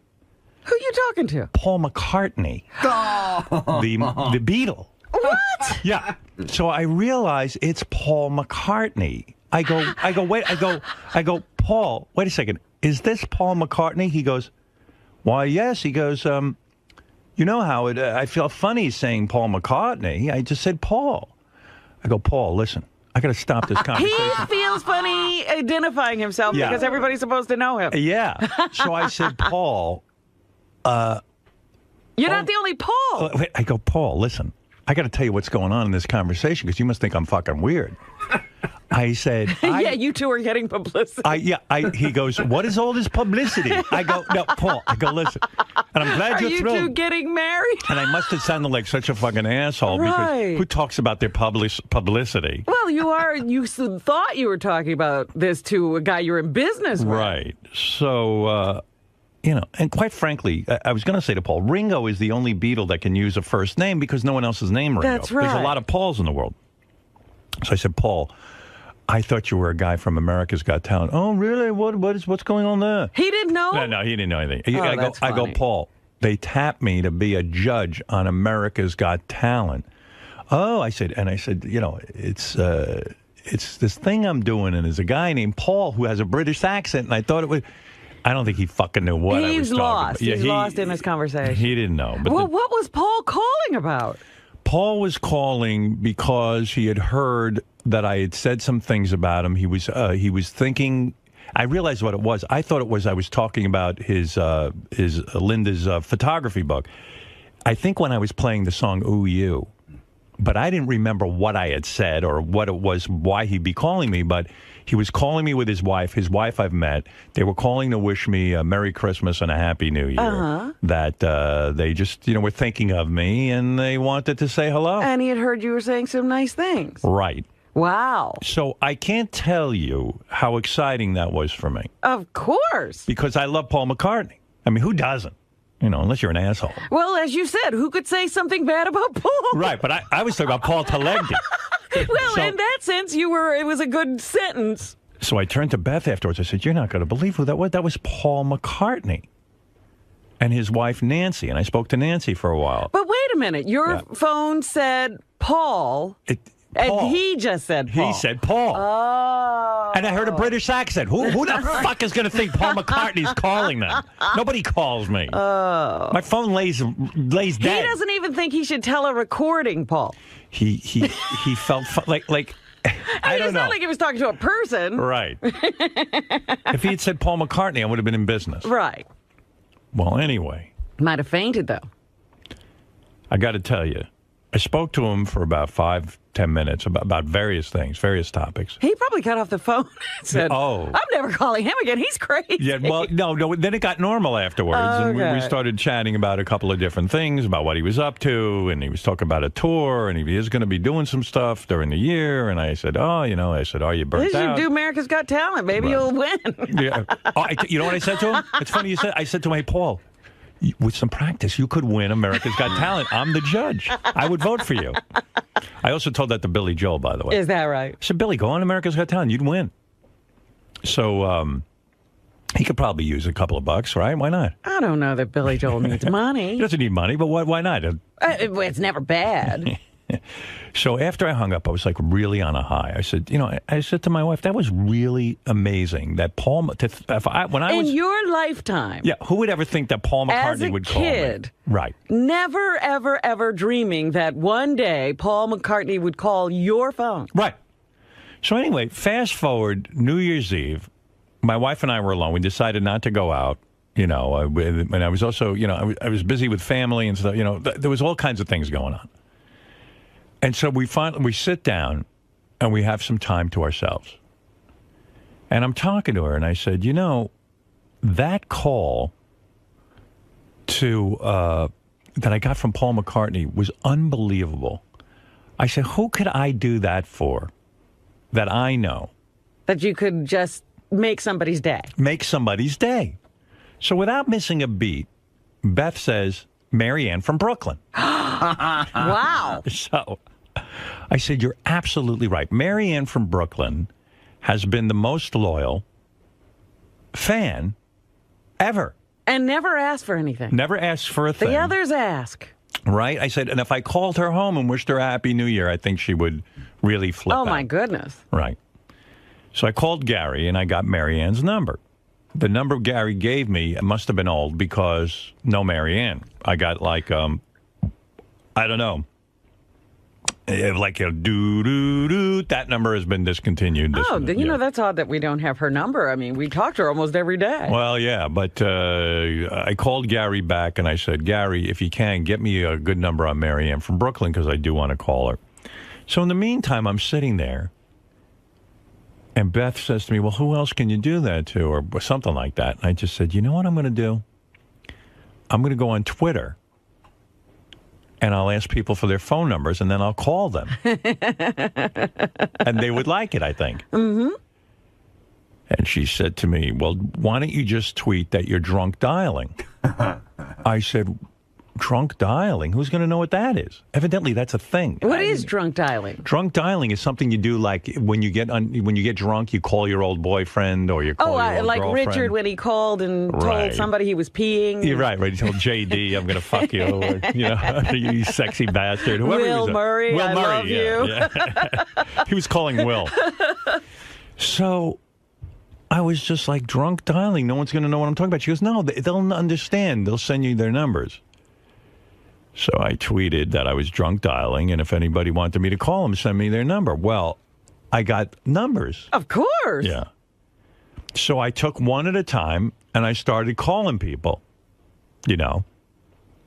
And like the first guy I called we were talking for. We have the loveliest fans. We truly do. I mean, these weren't the guys who write these hateful things. No, huh? You didn't find them. No, it was like one person after another was so great. There was all kinds of reactions. Some people were rather chatty. Some people were like, "Oh, okay, Howard, thanks for calling." You know, almost like they didn't put their own number up. There were some people who got very shy. They clammed up on me.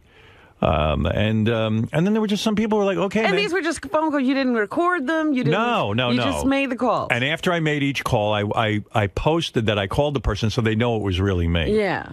And then when I was done calling, I did a couple hours straight. Couple of hours? Yeah, I got to about 60 people. Wow. Some people I left a voice message to because, oddly enough, by the time I got to them, they were not even there. So in between, Gary gets back to me with Marianne from Brooklyn's phone number. I call her home, no answer. I call her cell, no answer. I leave a voice message on both. And then a few minutes later, I said, she's going to be killing herself. Right, but she missed this call. Yeah, she was going to freak out. So later on, I called her and I got through to her and spoke to her. But it was really kind of a nice thing to do. It was really great. Sounds like a lovely gesture. And then Jillian Barbary also tweeted her phone number privately, and I called her, and I called Jeff Jarvis, who was on Twitter, saying that this was, again, a revolutionary thing, that no one's ever thought to do something like this. Yeah, so just like when you watch private parts with the fans. Right. So this was like, and like Beth goes, why has no one ever thought of this? I go, because they're not original. Or they're just lazy. They're lazy. They're not thinking. Right. I said, now everyone will be doing it.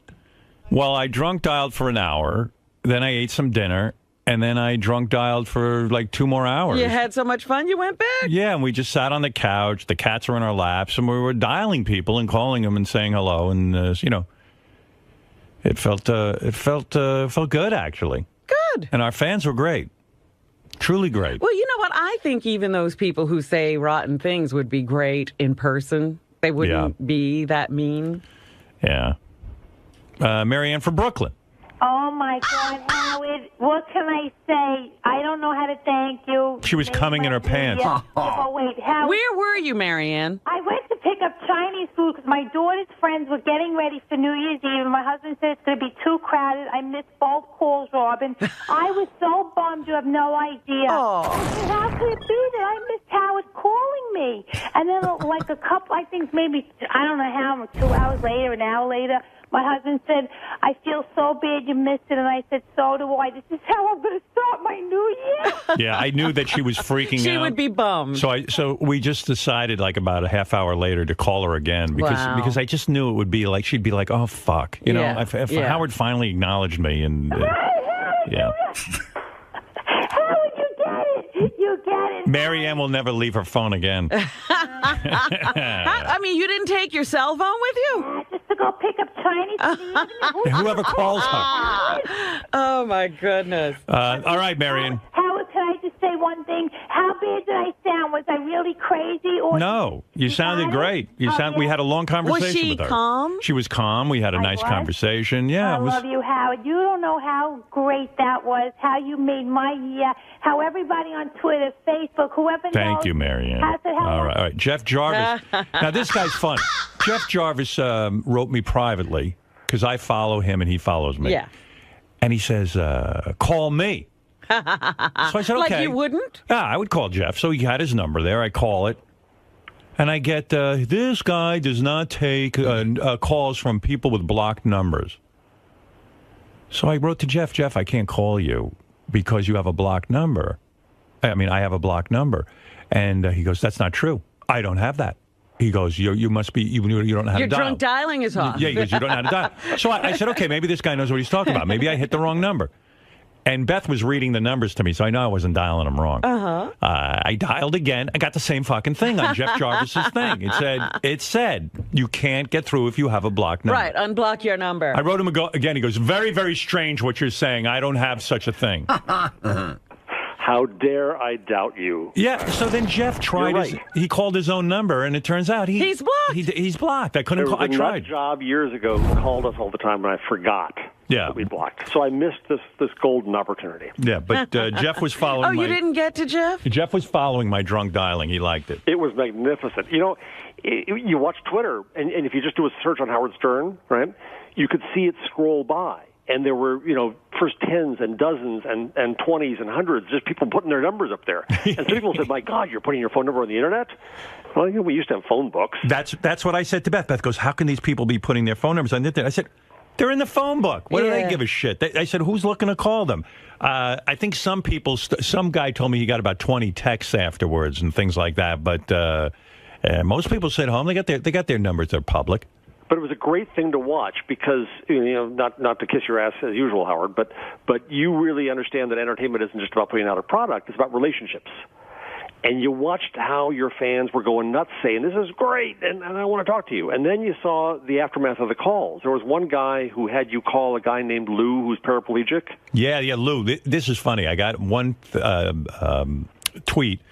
Guy said, can you call Lou? He's a paraplegic. I call his house.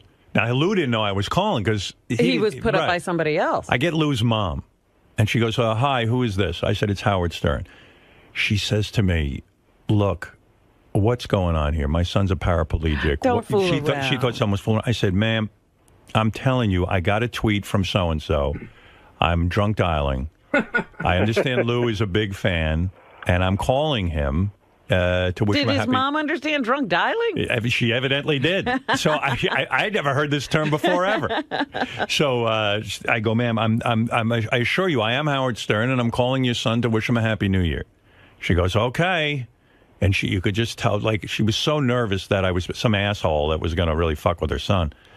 So we got on, and I'm talking to Lou. He was a great guy. We talked for a couple of minutes, and it was fun. It was a real good time. He was a sweetheart.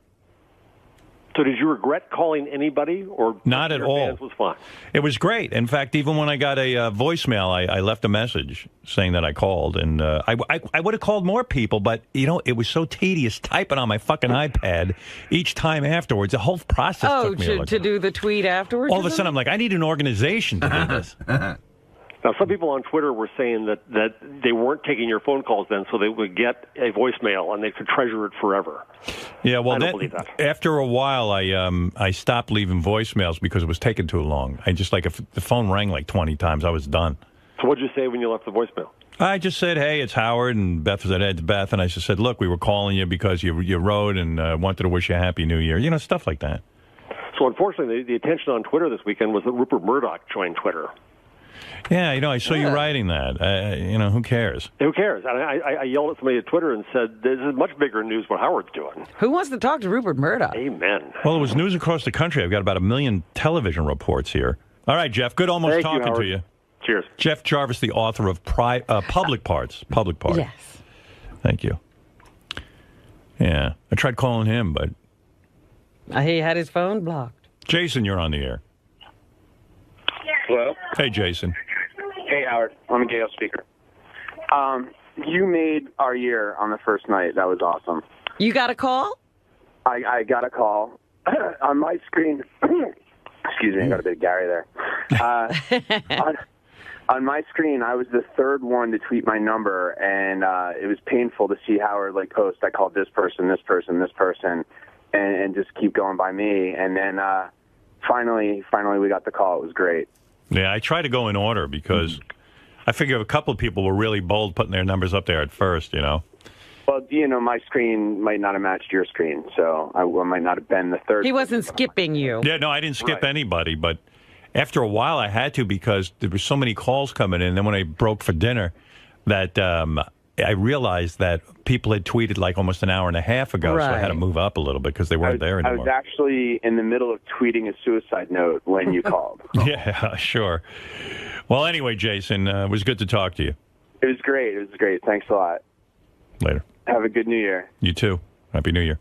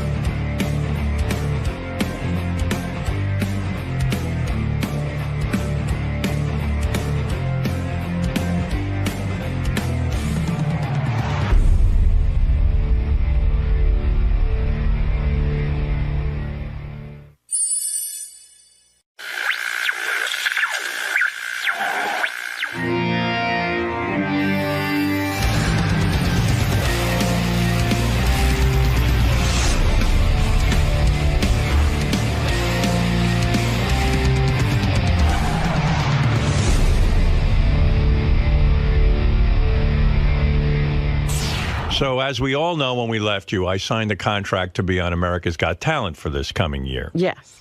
Where I will be a judge. There were a couple of things I thought over the break about that. First of all, you know you're going to be international. That's right. Of course I know that, Robin. I am? I mean, of course I am. They replay that show all over the world. For all my relatives in Guatemala, I hope they will see you now. They haven't seen little Howie in a long time.